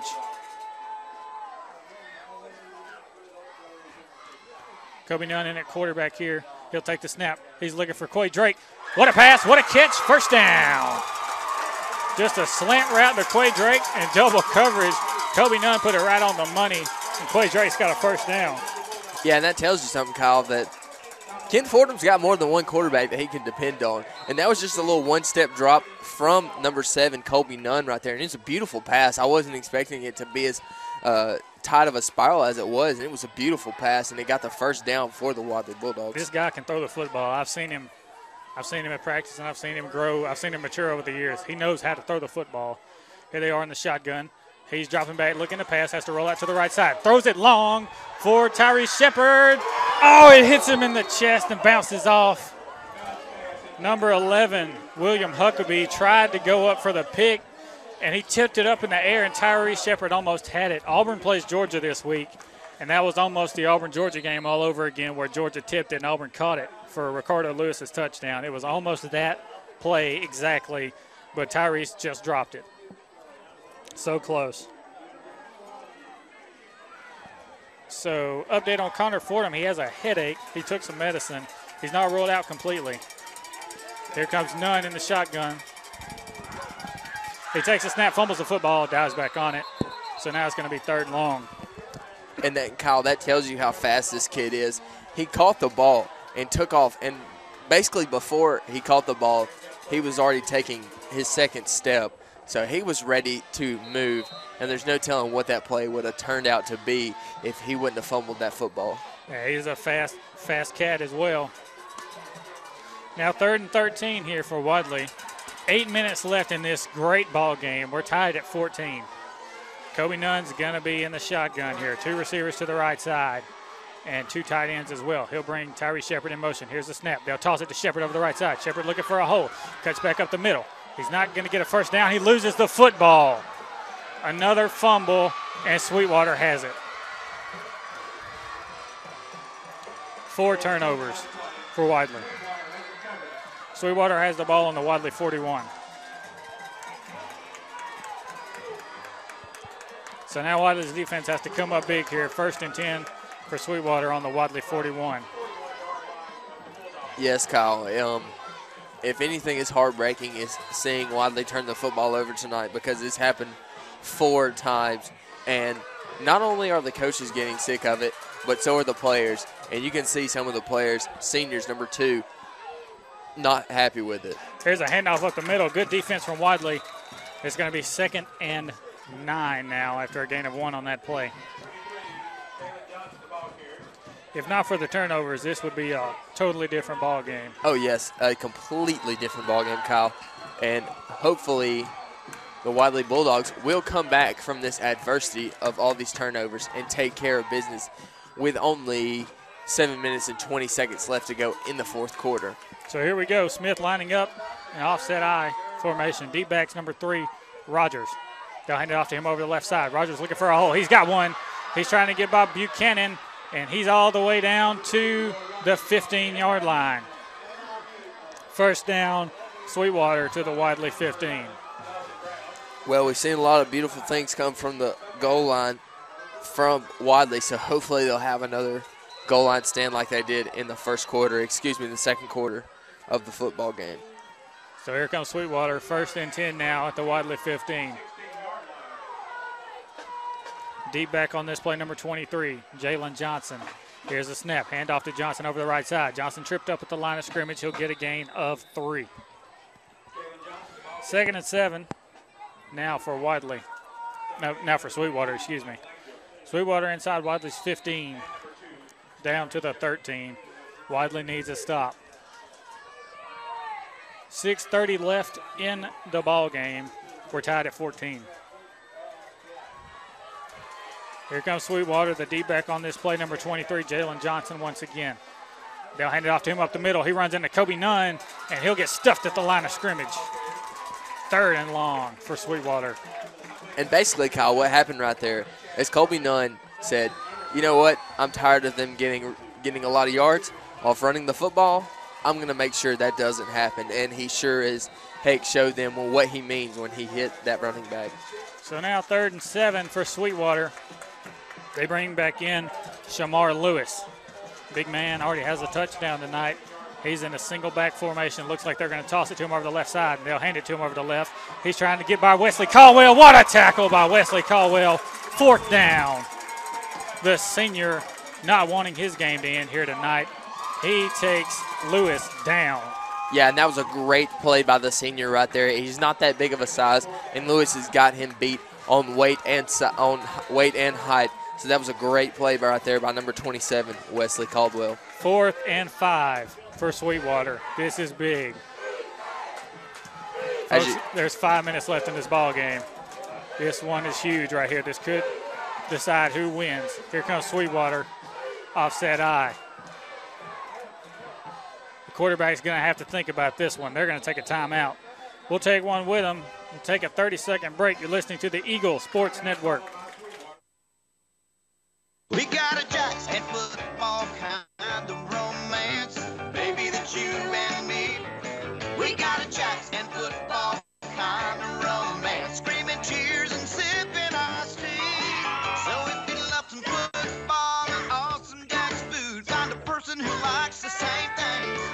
Stop in today and order up some hand-breaded chicken fingers. At Jack's, all about the South.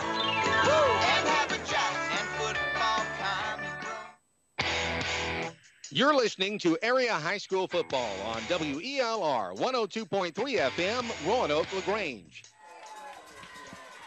Welcome back to Curtis Lynch Memorial Field. We got a barn burner on our hands. 4th down and 5 for Sweetwater. Going east to west. 5 minutes, 2 seconds left in the ball game. And here come the Sweetwater Bulldogs. Smith will be the quarterback, the deep back number 6. Here's the snap, handoff to number 3 over the left side. He gets around Chris Hodges, and he dives for the end zone. They say he's down at the 1, but he gets a first down for Sweetwater. He's down to the 1-yard line. He got outside of Chris Hodges, who had him, it looked like, but he got just outside of him. Yes, Kyle, it did look like number 52, Chris Hodges, had him for not the first down, but it turned out that that wasn't the case. He did get the first down, and he's inside the 5-yard line at the 3-yard line. So here comes Sweetwater, 1st and goal. Here's a snap, handoff to number 6, and he's in the end zone. Touchdown, Sweetwater.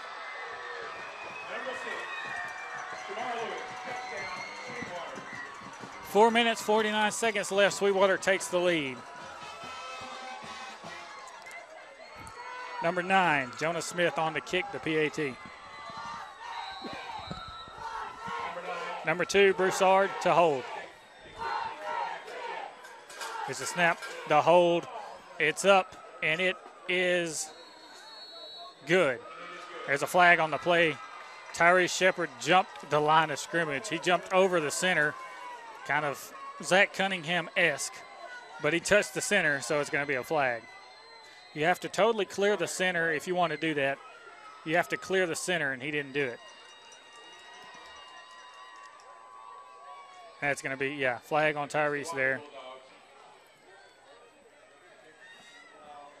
And that was the case, Kyle, right there. You know, he tried to get out there and block that kick, but, you know, he just wasn't able to clear the center completely. As he almost did, he just kind of tripped his foot on the center, and there was the flag. Even though the kick was good, it still matters. So 21-14 Sweetwater, 4:49 left in the ball game. They're about to kick off. They're going to kick off from the Wadley 45 after the penalty on Tyrese Shepard. So that kind of nullifies your return if you're Wadley. Because instead of kicking from their own 40, they're kicking from your 45 now. Well, another thing to think about, Kyle, is you're kicking from the 45, and this kid has a pretty good leg, and it's been going to about the 15. So a 15-yard penalty should put this into the end zone, so that's where they should leave it. And he kicks it, and Caden Messer's going to take it. He's going to try to run it up the middle here, runs into his own guys, and he gets taken down at the 26-yard line. So Wadley will set up 1st and 10 from the 26-yard line. Wadley's got to get a score here, down by 7 with 4 minutes left in this ball game. Well, hopefully, whatever happens, Connor Fordham is key to this football game right now. He needs to get in there, and he needs to lead this team like he's been doing the entire season with this 11-0 record. And here comes Tyrese Shepard coming down the left sideline. He stiff arms a man. He's to the 50, cuts back 40, down to the Sweetwater 37-yard line. First down, Wadley. And that's exactly what you need. You literally went from your own 30-yard line to the Sweetwater 37-yard line, which, you know, that's just a beautiful gain by number 2, and that's just showing that you have heart, and you're not going to go down without a fight, and you're going to win this football game if you're that senior, number 2, Tyrese Shepard. 1st and 10, Wadley from the Sweetwater 37. Quay Drake in at quarterback here. There's a flag on the play. Wadley has 12 guys on the field. That's what it's going to be. 12 men on the field for Wadley. That'll back them up 5. Somebody was out there that wasn't supposed to be.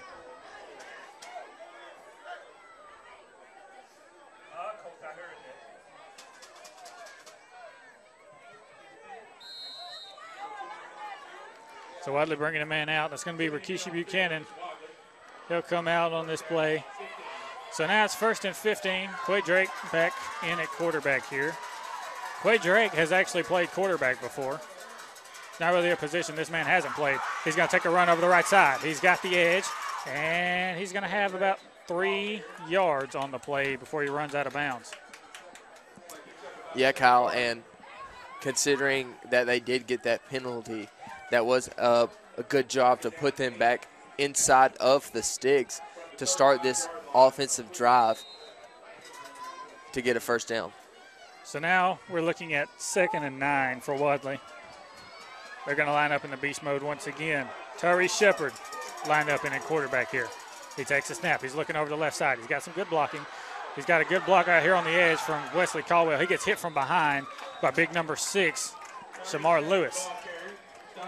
Yeah, and that was also a great job, like you said, the great blocking on the edge by the wide receiver, but also a great blocking by his leading back, number 22, Jamichael Angel, which ended up, getting him a good 6 or 7 yard gain right there. So 3rd and 2 now for Wadley. Kobe Nunn lining up at the quarterback position here. Actually, that's Angel. Angel lines up. He tries to run it up the middle. I'm not sure if he got it. Looks like he might be short by about a yard. It looks like he's short, and they will call him short. 4th and 1 for Wadley. Right now, if you're Wadley, right now they're going to take a timeout to measure to take a quick measurement of where the ball is and the first down markers. But right now, if you're Wadley, what do you do, Kyle? I mean, you can't kick a field goal. You have to go for it. What is your option and plan to get this first down? I think they might try maybe a quarterback sneak here. I'm not real sure. I think they might try a quarterback sneak. Update from Randolph County. 9 minutes left in the 4th quarter. Randolph County 38, Sylvania 24. So Wadley short by a yard. 3:34 left in this ball game. Wadley down by 7. So Wadley going for it on 4th down. They're going to give it to the senior, Tyree Shepard. He's lined up in the quarterback here. Play is resumed. Shepard takes a snap. He's running over the right side. He has a hole, and he has a Bulldog first down. Yeah, and that's just another example of how this senior's showing heart. He's going to push and fight for every yard that he gets, and he's going to do what he has to do to make sure that this Bulldog team comes out victorious tonight. So 1st and 10 for Wadley down at the 25 of Sweetwater. It's coming down to the nitty-gritty here. We're under 3 minutes left in the ball game. Kobe Nunn in at quarterback. Takes a snap, running over the left side, looking for some blocking. He's got some good blocking, and he gets a good run. He gets 9 or 10 on that play. He'll get inside the 20. They're in the Sweetwater red zone once again. 2nd and short. Yeah, that was a great run by number 7, the 11th grader. He's showing heart tonight as well as he's been running the ball and taking care of business for the Wadley Bulldogs tonight. Buchanan runs in the game as a sub. Here comes Shepard. Shepard in at quarterback here. Beast mode formation once again. Shepard takes a snap, looking over the right side. Looking for some blocking. Stutter steps, cuts back left. Keeps his legs moving. Gets a Bulldog first down, it appears. Yeah, Kyle, and that's just the beautiful thing about the beast mode formation for the Wadley Bulldogs is it doesn't matter where the hole is he's going to find one. And when you're looking for a hole like that, you're just kind of running down, east and west down the sideline. You just kind of choose a side what you're going to go down until you're lined to block that way. And, if you find a hole, you cut through it. If you don't, you string it out and try and get the first down at the sideline. And that's just the beautiful thing about the beast mode formation. 3rd and short. He didn't get the first down. Here comes Kobe Nunn. Kobe Nunn will be the quarterback here, excuse me. He takes a snap, looking left. He'll run it over the left side. He has a first down. He loses the ball, but he was already down. So first down, Wadley. Yeah, that was a moment where all the Wadley fans held their breath and then sighed with ease because everyone thought that number 7, Kobe Nunn, fumbled the football. And Kobe Nunn gets a first down inside the 20-yard line. Bulldogs are down to the 14 of Sweetwater. 2 minutes left in this ball game. Sweetwater up 21-14. Shepard in at quarterback. Takes a snap, looking over the left side. He's got some good blocking. He's got a hole. He jukes a man. Oh, he gets taken down at the 5-yard line. Yeah, that was a great run right there by number 2, Tyrese Shepard, as he took care of business as he needed to. One thing that could have changed, Kyle, is number 22, JaMichael Angel, kind of turned around and looked to see if his man was, the runner was tackled, but instead, you know, he got tackled at the 5-yard line, where if JaMichael Angel would have tackled, he might have got in for a touchdown. Yeah, if Angel would have kept running and blocked that one man, that's a touchdown. There's 1 minute, 13 seconds left in the ball game. Wadley is inside the they're at the 5-yard line of Sweetwater, down by a touchdown. We'll take a 30-second break. You're listening to the Eagle Sports Network. $200,000 no bid on that 225. You get them at 225. You able to buy them at 225? I'm Ron Young with Southern Auction Solutions. The auction method is the best way to obtain top dollar quickly for your assets. Contact us today and let us turn your assets into cash. 23 Main Street, Wadley, 256-357-9600. SouthernAuctionSolutions.com. SouthernAuctionSolutions.com. Also find us on Facebook. Sold them to you. You're listening to Area High School Football on WELR 102.3 FM, Roanoke, LaGrange. 2nd down and 2 for Wadley from the Sweetwater 5-yard line. Sweetwater called a timeout. Here comes Kobe Nunn. Kobe Nunn in at quarterback here. Takes a snap, hands it off over the left side to Shepard. Shepard running. He dives for the end zone. Did he get in? Touchdown, Bulldogs! Shepard's in the end zone. 1 minute, 6 seconds left. It's 21-20. Wow, Kyle. This, like you've called it several times, is a barn burner right here, Kyle. That's it. And if this PAT is up for grabs right now to tie the football game. Kobe Nunn setting up for the PAT. He throws it over the middle, and it's tipped away.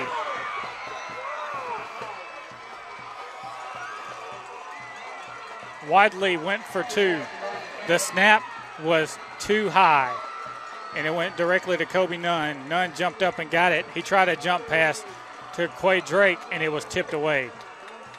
21-20 with 1 minute 6 left.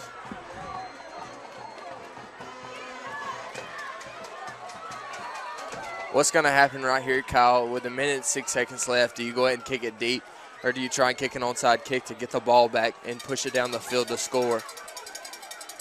You got to do something. You're down by 1 now. I don't know if that was the right call coming from Ken Fordham right there. You know, you just got to play it safe in these kind of situations. You're in the second round of the playoffs. 1 minute 6 seconds to go in the ball game. You can't go up by 10 and go up by 1 and win this football game with those kind of things on the line. So now Wadley lining up for an onside kick. 1 minute 6 left in the ball game. Sweetwater 21, Wadley 20. Number 76, Aaron Reeves, lining up for the onside kick. Here's the kick.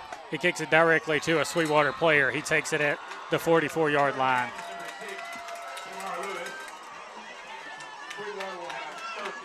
First and 10 Sweetwater from their own 35. Yeah, Kyle, that kick right there, it had no chance to be fielded by the Wadley Bulldogs. It didn't even touch the ground. It spanned sideways as the points of the football were north and south, up and down, and he just caught it on his knees and fell down forward. Number 6, Lewis, to retain the offense for Sweetwater. So here comes Sweetwater on offense. They'll line up in their offset I formation once again. Here's a snap. Handoff in the backfield to number 6. He's just going to try to hold on to the football. Timeout, Wadley. Not sure how many timeouts Wadley has left. 2 timeouts left.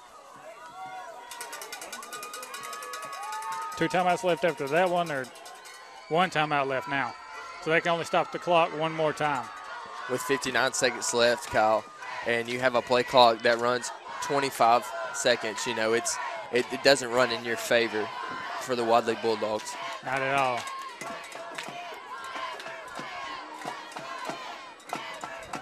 Fordham not able to get back in the game. Still on the sidelines with his helmet off. Wadley needs a turnover. That's what it comes down to. 2nd and 9 for Sweetwater.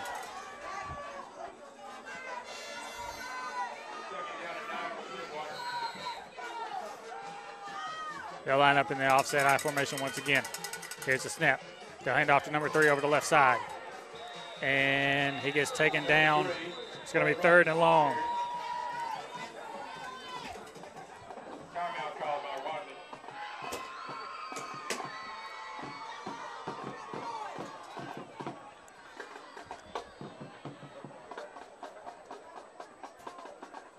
And the second timeout was called by the Wadley Bulldogs, if I'm not mistaken, Kyle. Yeah, Wadley called their last timeout there.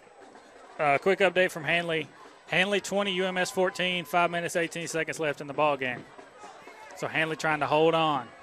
6 points ahead of UMS, trying to hold on. And that means Hudson Burns has kicked 2 field goals tonight because they were up 17-14. So Huddy's kicked 2 clutch field goals in this game. They're up 20-14. Yeah, I'm glad that kid's got his head in the right place tonight because I told him that he would be needed tonight for them to win that football game, and he's shown up tonight very well. Here comes Sweetwater in the offset eye. They'll pitch it over the left side to number 6. He gets to the edge. He's looking for a first down, and he won't get the first down. If he'd have got the first down there, it's game over. Yes.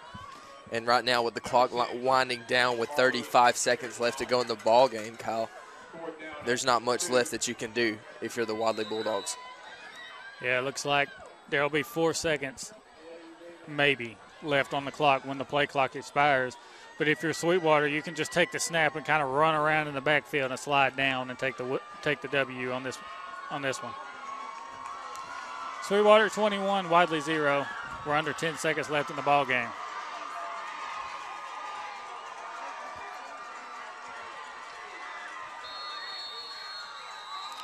There's a timeout from Sweetwater with 1.6 seconds left.